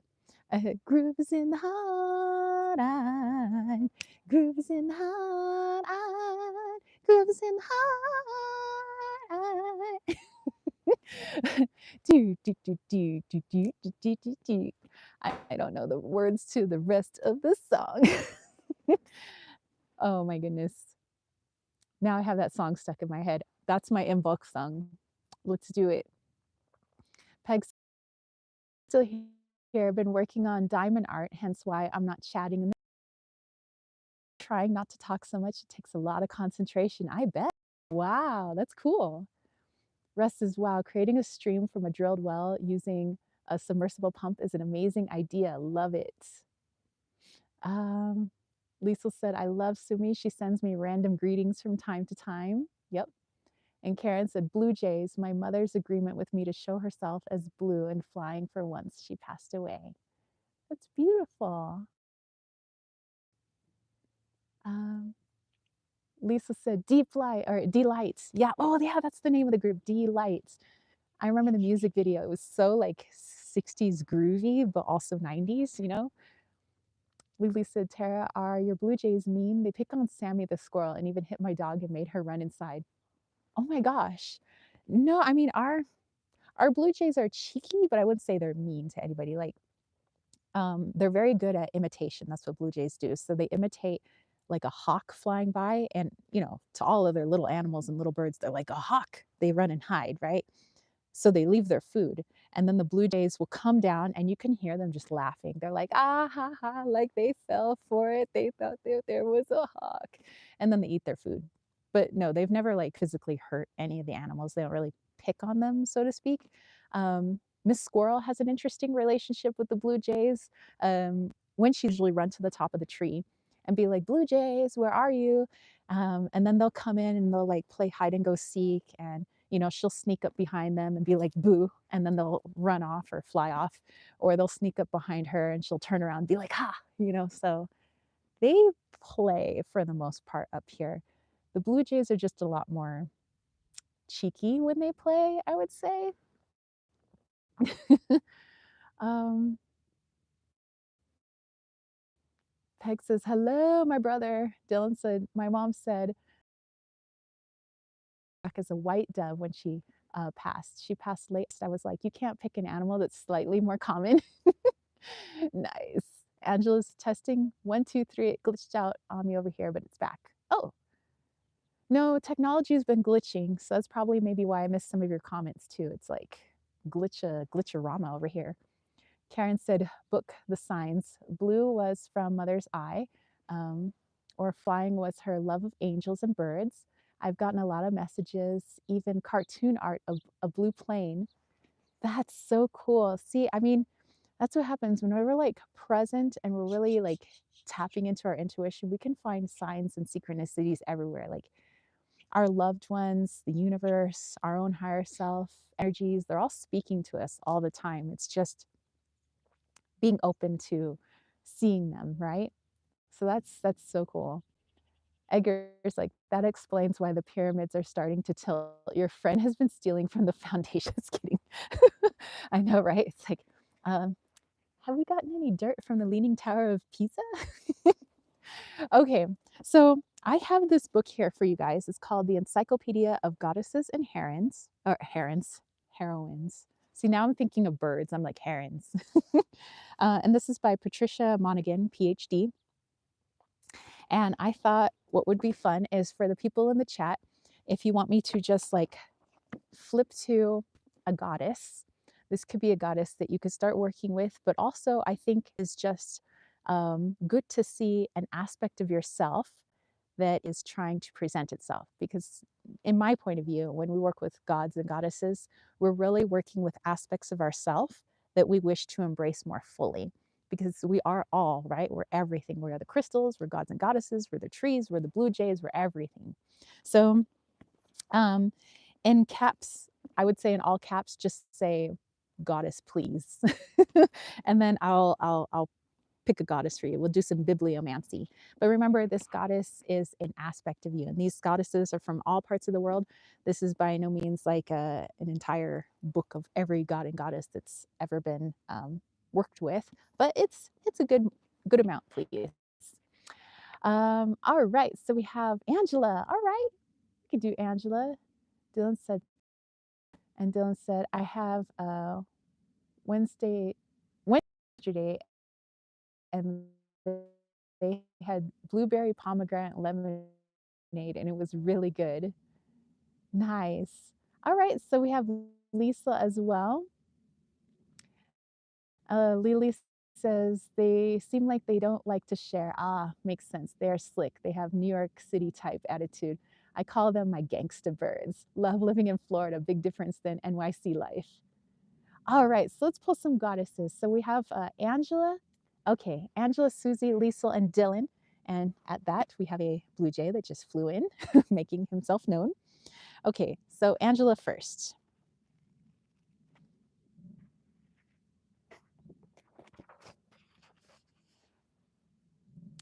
Ooh, Angela, we have Pandora.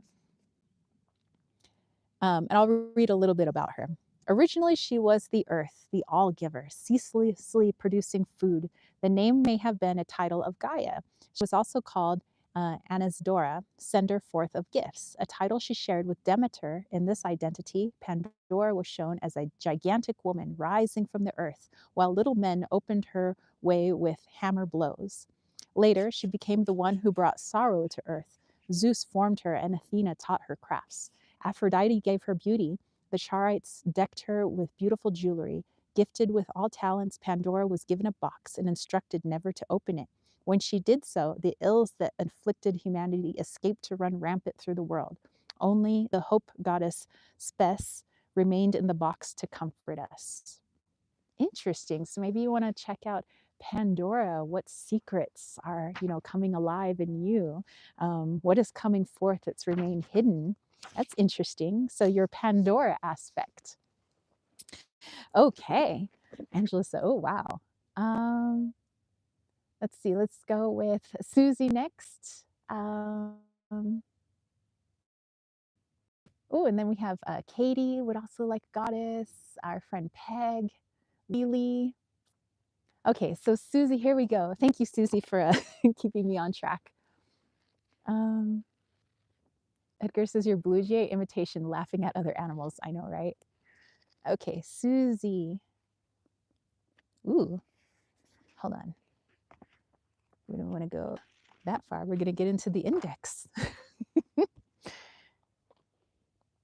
Ooh, okay. This is a goddess I haven't really heard of before. Muneni, gourd-headed, hairless, and tall. These Cherokee spirits liked to attend funerals, for they knew dancing would follow. Enamored men followed them home, only to see the Nuneni walk into a lake or through a rock. Benevolent nature spirits, they worried about the difficulties Cherokee people faced. Once they tried to move all the Cherokee to their own world so people would be free of suffering and pain. They visited each village in turn, telling its residents to fast for 7 days and 7 nights. That was too much for many people who ate morsels of food during the preparatory week. When the Nuneni led the people through a mountain, those who had kept faith disappeared while the rest remained. Like ascension. Ah. So this is the name of them, Nuneni. Apologies if I'm mispronouncing that Cherokee word or name. Interesting.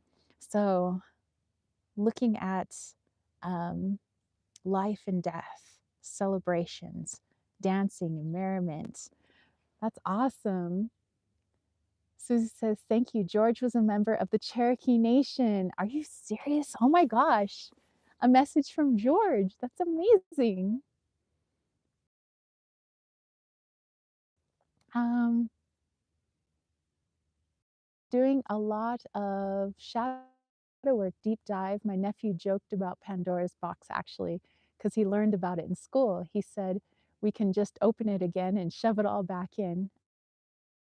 I wish we'd had have I wish we could catch it all right.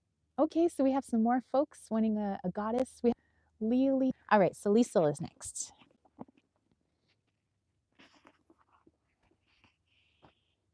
Ooh, Ma Ku is for Liesel. The original figure of this name was a goddess of the East associated with time's passage. Later, the name was used for a Taoist sage, daughter of a corrupt official who stole his people's food, demanding they work all night. Skilled in imitating animals, Ma Ku crowed like a cock at midnight, and the soldiers ended the day's work at that point, giving the exhausted workers several hours of sleep. This went on until Ma Ku's father realized the project was falling behind. Lying in wait, he discovered his daughter giving the signal, captured her, and tied her up in her room. But before he could punish her, she escaped. Hiding in the wilderness, she met a sage who taught her the secrets of immortality. So Ma Ku, we were just talking about the blue jays being good imitators, and we have Ma Ku for Liesel. That is so cool. So using imitation and kind of that coyote energy to be able to help out the people. That's awesome. That's cool. um, all right, so Susie says that Dylan is next. Give Maud love to Susie. She's working super hard today and keep us all on track. Give her some love today. For our friend Z. All right, so Dylan is up next. Lisa said, right on. Okay, Dylan. Okay. How do I pronounce this? Geffion? Geffion? It's Gefjion. It is difficult to know whether two Geffions were originally the same. One, a giant trickster, was promised as much land as 4 oxen could plow in a day, so she conceived 4 oxen-shaped sons. When they had grown, Geffion brought them to Sweden, plowed off part, and dragged it south, forming Denmark. The other Geffion sold her hymen for a jewel, but retained her virginity. All women who died maidens passed into Gefion's possession to live thereafter with Freya or Frigg. She has been called an aspect of both. Although she knew the fates of all humans, she kept silent. Gefjon may have been a Danish earth goddess, her name detectable in the English word gift. Gefjon, gift. Wow. So maybe she was, yeah, an aspect of Freya or Frigg. Interesting. Wow. So being kind of like an earth goddess. I love that. But also using trickster energy to their advantage. All right, so let's see, let's go back here. Okay, so Katie is next. All right.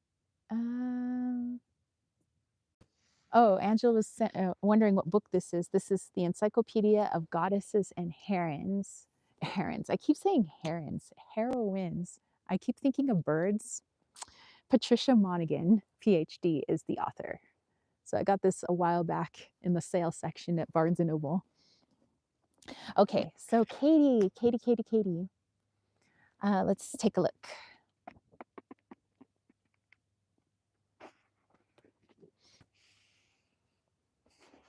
Okay, Katie, we have Latmakike. The Micronesian clam mother grew from an ancient volcano where it touched the sky. She took up the whole mountainside, for she held within herself the soul of all beings. But her clamshell stayed closed, so that the beings could not be released. When a great wave crashed against her, her shell was forced open, and life was born. So this is a creator of life. Wow. Let me put the for you. So this is for Katie. She says, very cool. Thank you. You're very welcome. All right. So cool. Okay. So Susie said that Karen has a super chat. So we'll go with Karen next. And then we will continue on.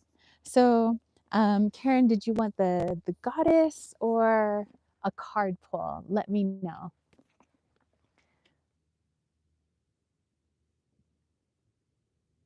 Angela says, sounds like the heart of Tafiti. Nice. All right, let's have a little bit of tea.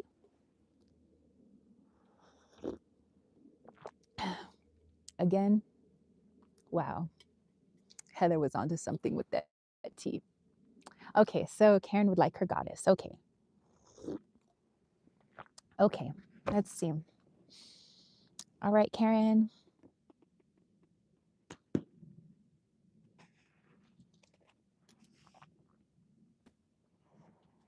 Okay. We have Kostrom Banku.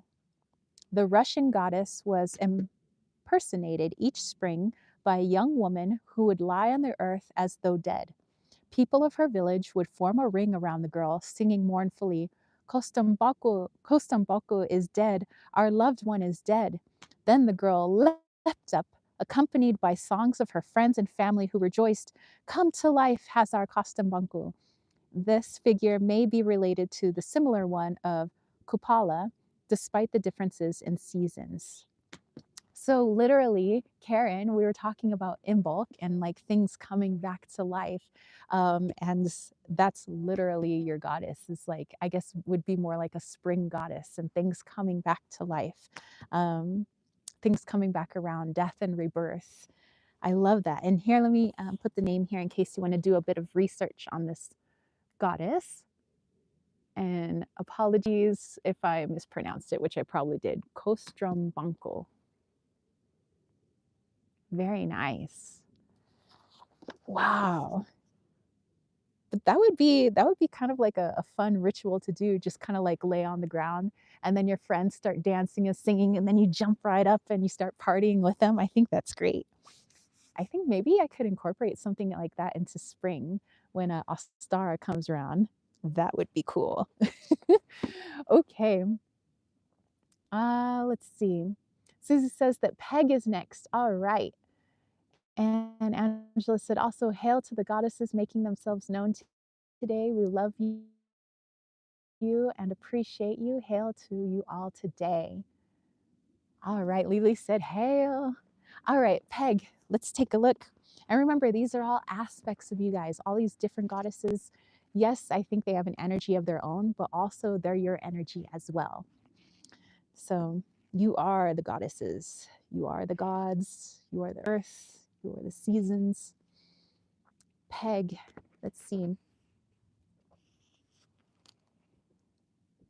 Okay, Zemina. Ooh, okay, I'll show you the word next. Zemina. No Baltic person spit upon the soil, cursed it, or hit it, for it was the goddess Zemina. Every celebration began with an invocation and libation to her. Starting with the head of the household, each person thanked the earth and poured out a ladle of beer. Every spring, a festival celebrated her. Loaves were baked from the last sheaves of the previous harvest, then plowed into the earth. This never happened before the first thunderstorm, which was understood as Zemina's mate fertilizing her in preparation for a new season of growth. Even more important was the harvest feast, when a priestess carried 27 pieces of bread to the storehouse, together with a portion of a sacrificed pig. There she prayed for abundance. Because life came from her, Zemina was honored at every birth, when the soil was kissed and food offerings laid in front of the stones tied to 3 bows, or cast into flowing waters. Wow.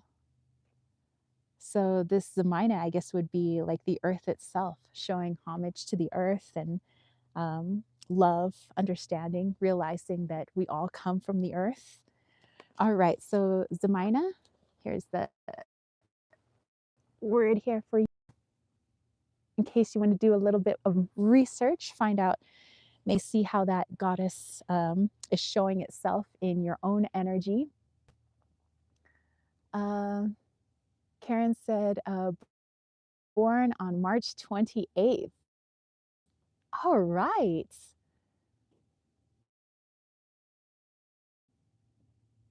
Um, Dylan says, isn't it interesting that you for pointing that out? I'm like, because I mean, there's a book of all types of goddess. This is not like an earth goddess deck or just, I mean, book or just like talking about like springtime. These are all different types from like dark goddesses to, all types. So that's interesting. Dylan was born on March 23rd. Ooh, maybe we have a lot of earth babies in here, springtime babies. Lily says, Zemino, what a beautiful name for a baby. I know, I was just thinking that. I was like, that's a pretty name. All right, so we have our friend Lily next. All right, Lily.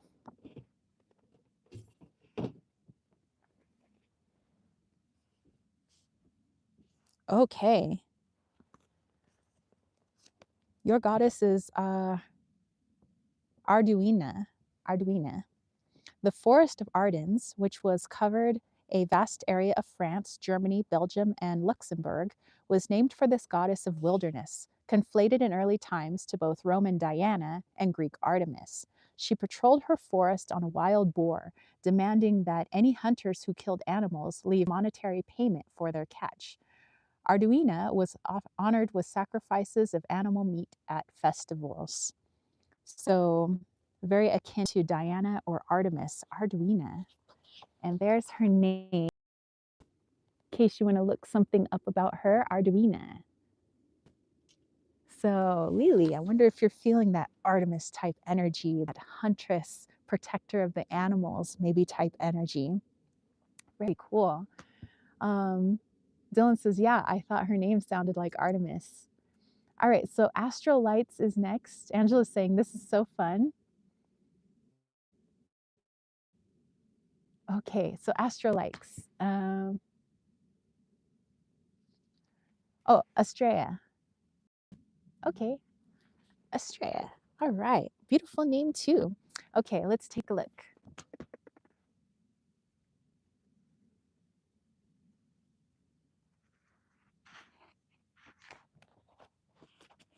Oops, went too far. Here we go.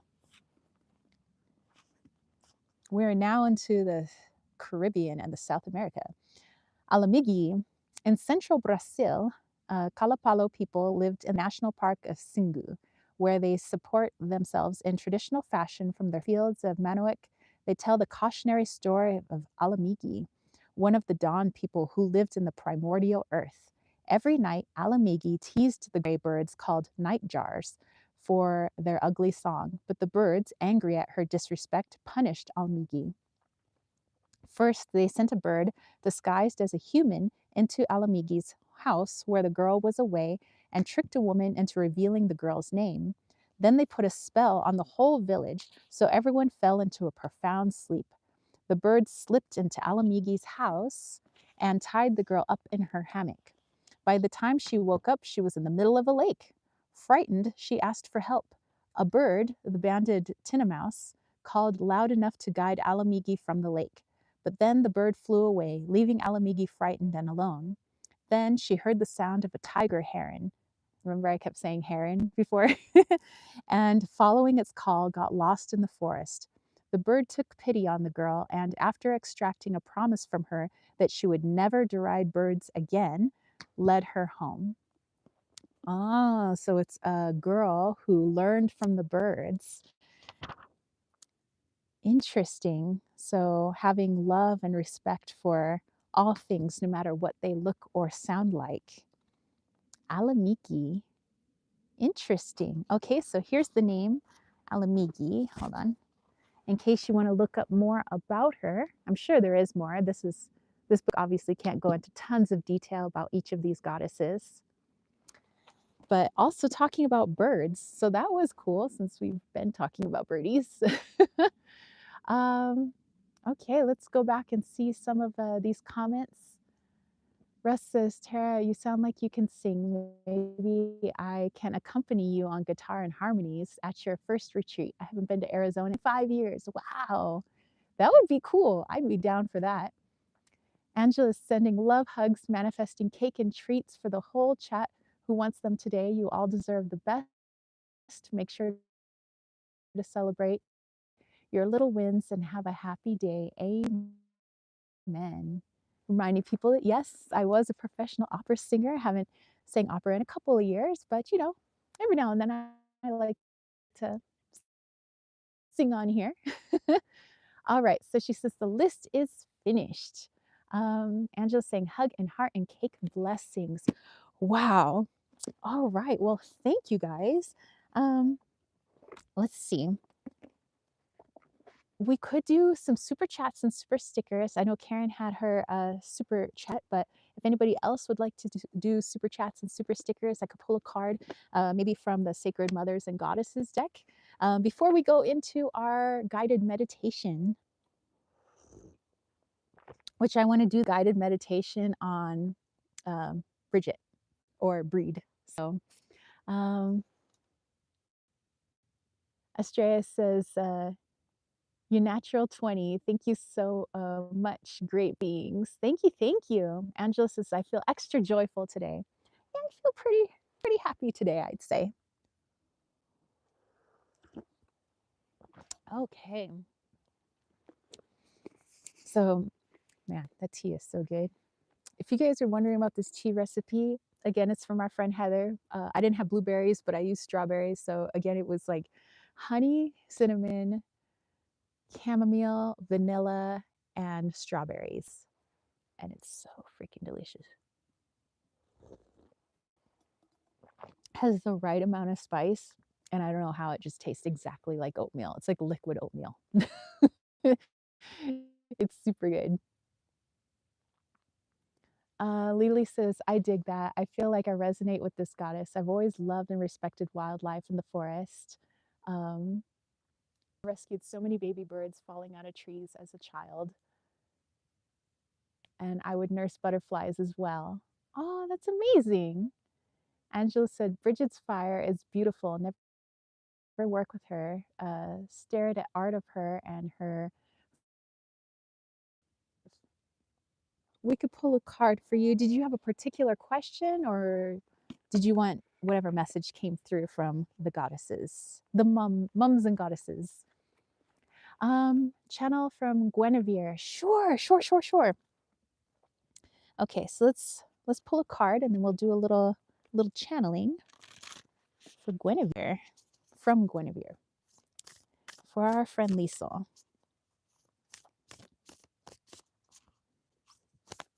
Dude, I'm feeling that Guinevere energy. I'm telling you.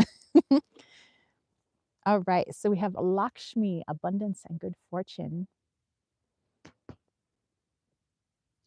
Okay, so let's do a little channeling.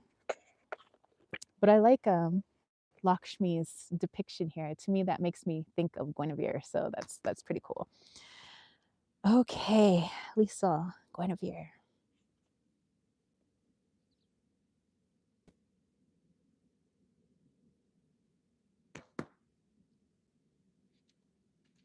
You've found your niche. You're beginning to see. You have always seen you, the real you. But trauma and ghosts of the past would keep you from seeing the real you. But I think, dear, now you've got it. You're starting to understand.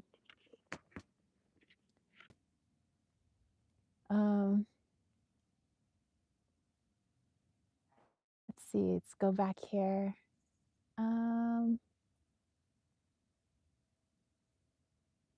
Oh, it started freezing and buffering. Oh no. Oh, how frustrating. Okay, so yeah, Lisa, the energy was just saying that, like, like no matter what comes up for you now, no matter how diffy or from what aspect of your past, that there's no going back to their storyline of who you are, because once you know who you are, there is no shaking that. There is no all of a sudden I'm going to believe something else. Um, so it's saying that you'd have the ability to deal with all of these things differently from truly knowing who you are. And Guinevere is saying that you've become her. You're becoming her. Like you are the Guinevere of your story. And just like stories, you can scrap them, you can rewrite them. Um, and she says that you've basically scrapped that old story and you're rewriting it piece by piece with every bike ride that you go on, every instrument that you build, every meditative moment looking out the window, all the poetry that you write, your journalings and things like that. It's like that's the real you, rebuilding her story.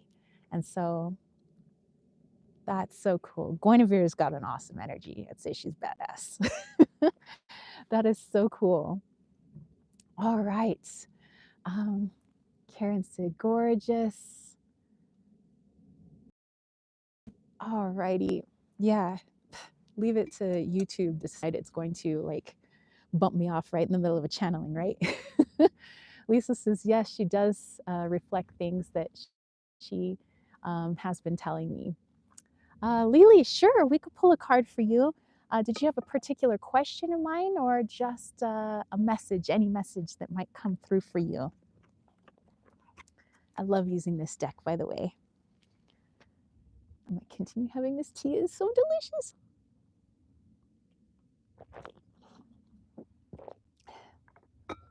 Excuse me. Sorry, didn't mean to cough on you guys. Okay. Okay, so a message. All right. So let's go ahead and give this a shuffle for Lily. Messages from our goddesses here, our mothers and goddesses.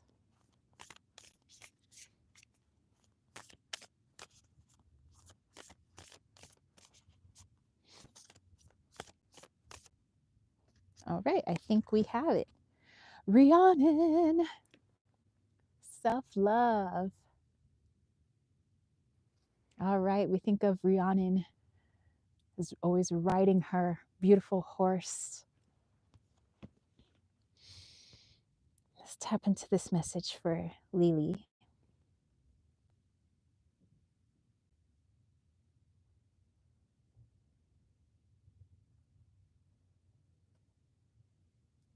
Whew, a little dizzy on that one.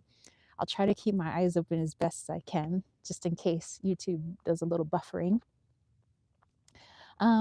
But the message coming through for Lily is about your self-confidence. And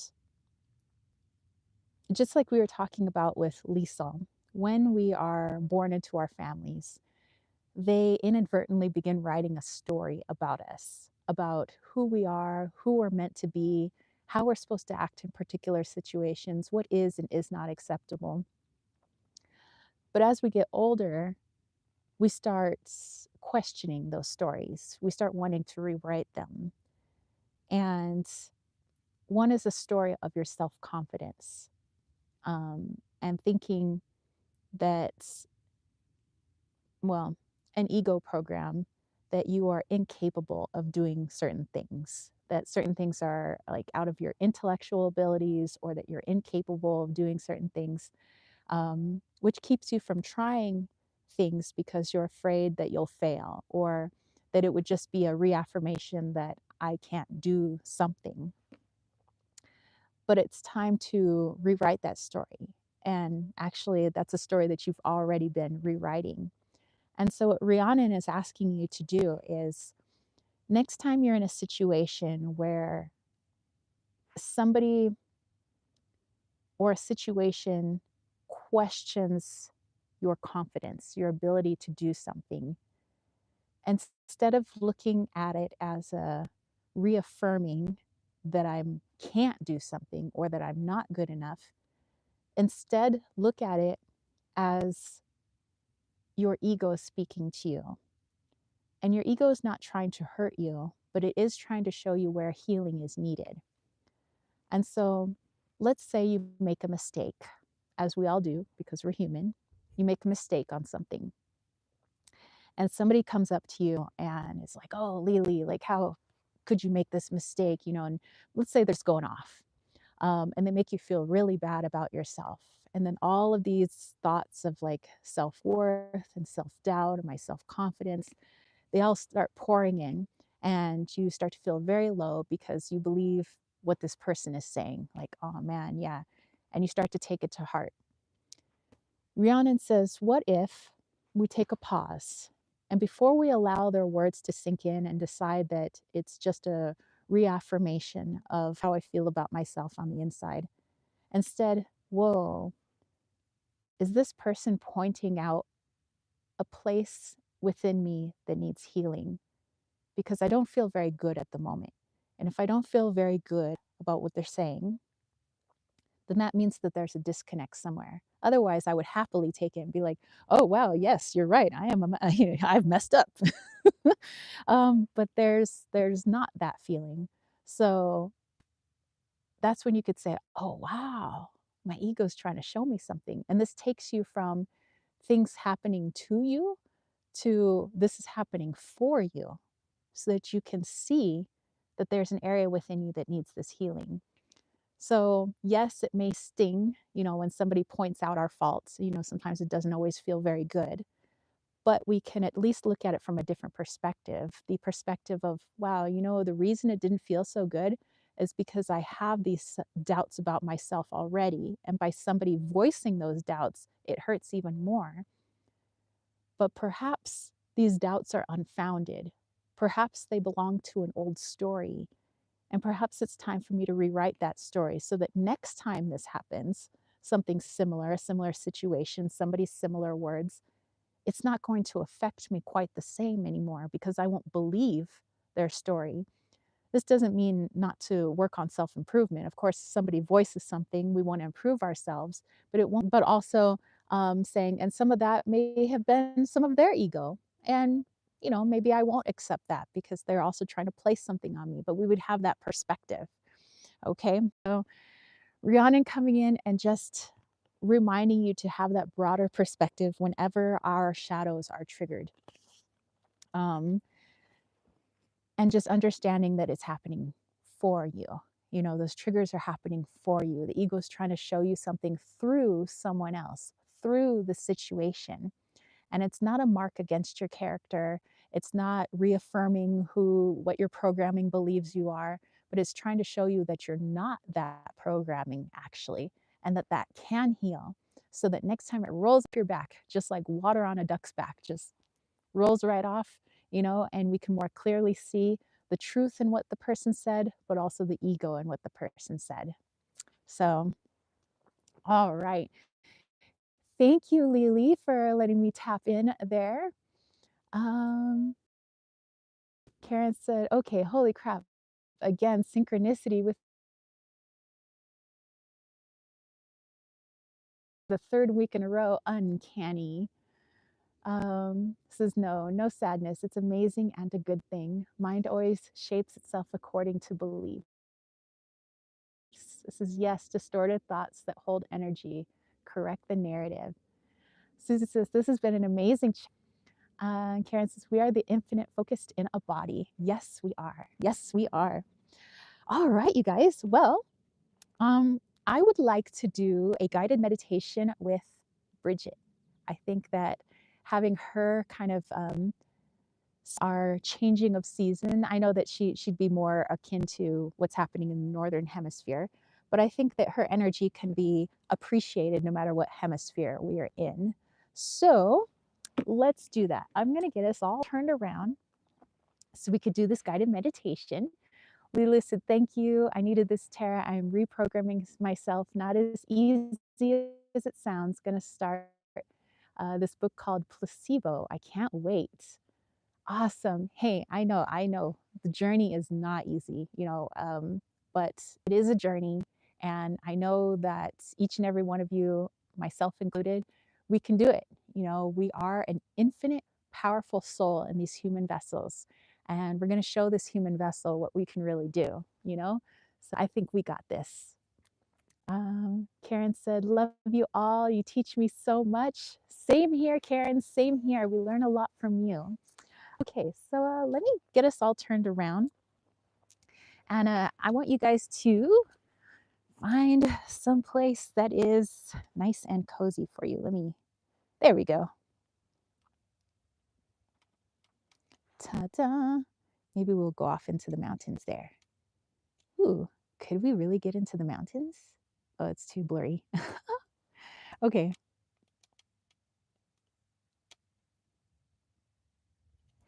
Alrighty. Let me grab my little chair so I can have a little seat back here. And I can get nice and cozy so I can do the meditation with you. Okay. All right, you guys. So get into a comfortable spot. Find a place where you will be undisturbed for the next several minutes.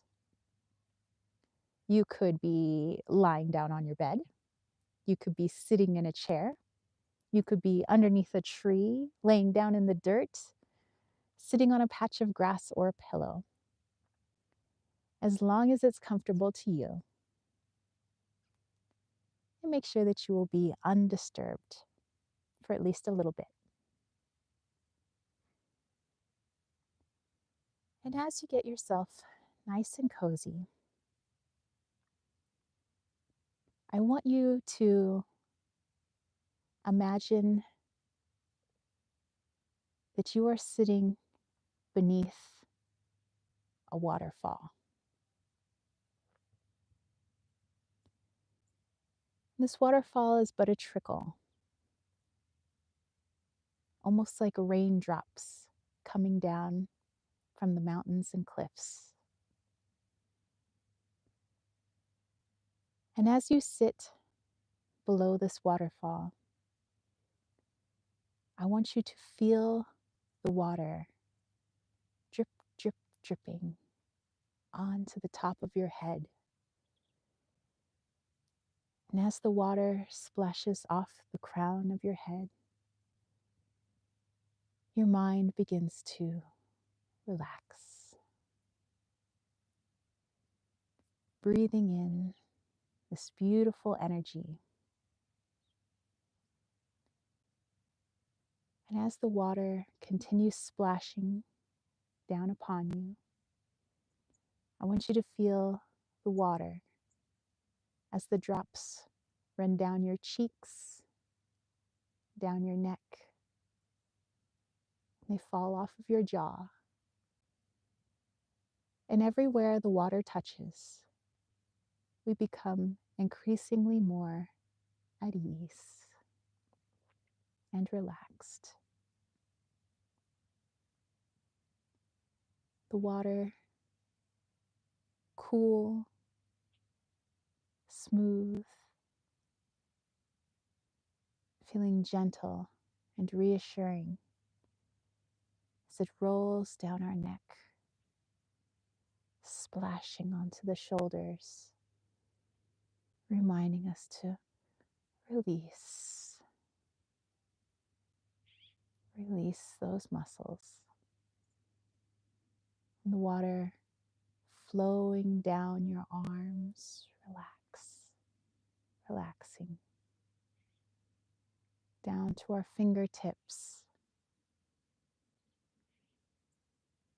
And the water rolling down our chest, our back, ever so peaceful, so relaxing. The water continues to run down your hips, your thighs, down your knees, your calves,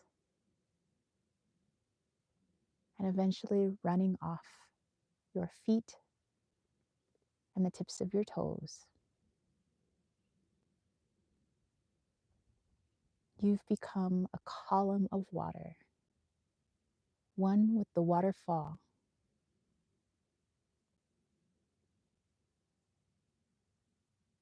No beginning and no end. Continue to feel this cool water rushing down your body. And perhaps the sun has come out and is shining upon your face. Feeling the balance of warmth and coolness, dry and wet. Relaxing, relaxing, feeling ever so peaceful.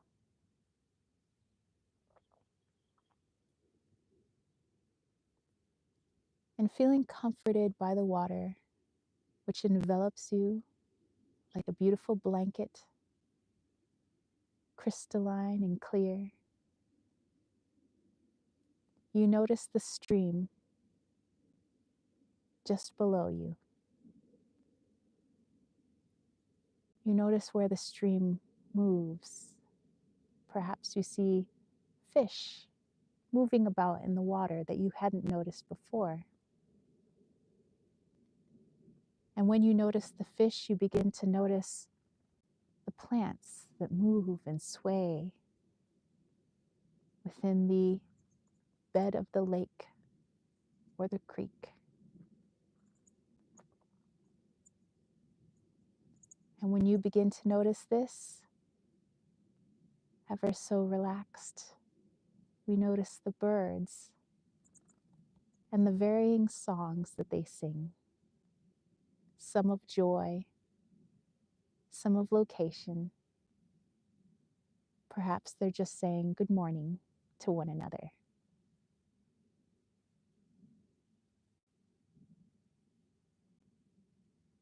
And we begin to notice the gentle breeze that moves the branches of the trees whose roots move out towards the lake. You can see where they get their nutrients. The water, the energy of the fish, the plants at the bottom, soaked up by these roots. And you feel ever so connected to all of these things. And in the flow of the water, you're reminded of the movement at this time.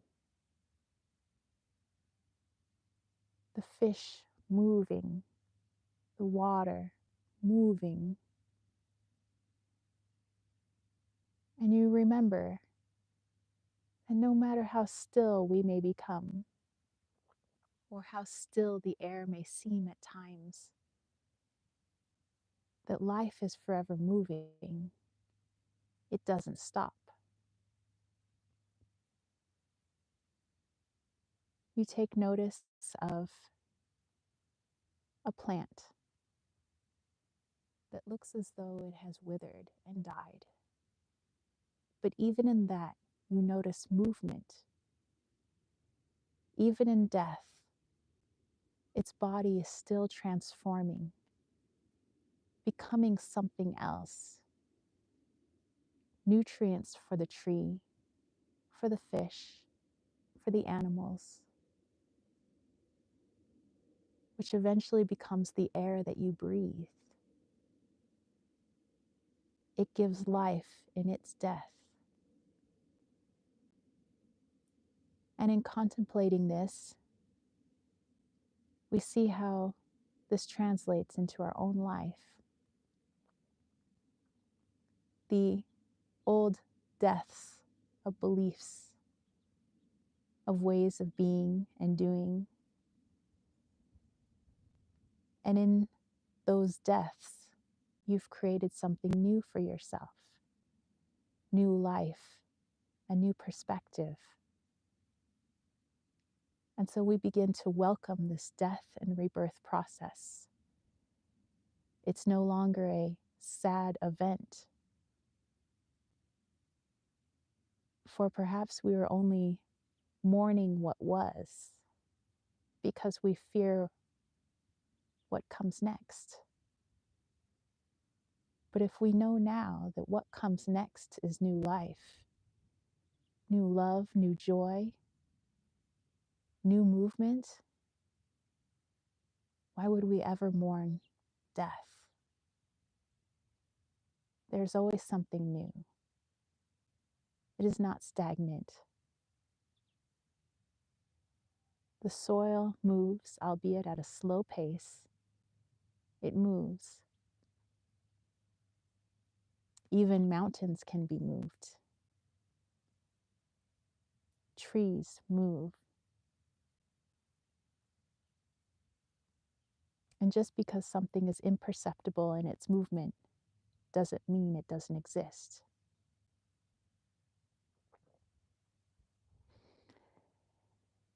And so you continue sitting under this waterfall,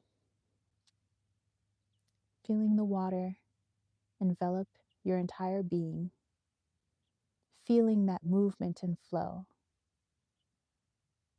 and feeling excited about your own deaths and rebirths, excited for your healing, excited to let go of the old.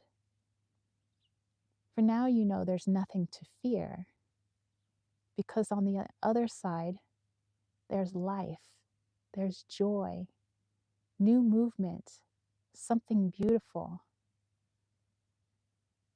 And so we welcome it. We welcome our change. We welcome our metaphorical deaths.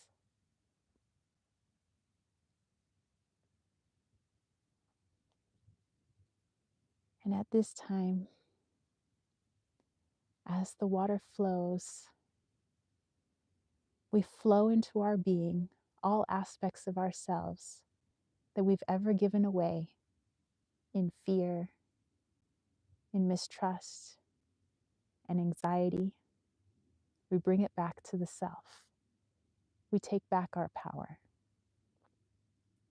We know there's nothing to fear in our power, and there's nothing to fear moving forward.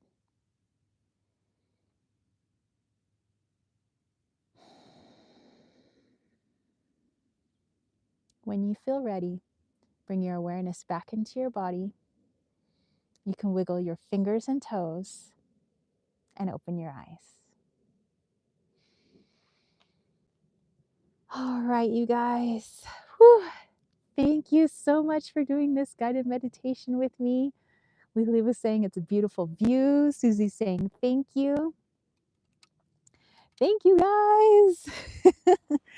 All right. I hope that you have a beautiful rest of your Sunday. I hope that you have a wonderful week. Message me on Instagram if you have some messages about this week, like how the messages connected with you, maybe the goddesses connected with you, or aspects of yourself, maybe how you're incorporating them, working with them. I'd love to hear. Also, remember, check out our Desert Cauldron Instagram and also our Etsy shop, as we have some new goodies from Tucson being put up for your healing journey. Some items that maybe you'd like to utilize, let us know. Lily said, thank you. So relaxing. Karen said, thank you for helping us regain our power, love, and respect to every healer in this community. Yes, love you guys so much. Thank you. Thank you. Lisa says, one love, stay blessed. All right, guys. I'll catch you later. Bye.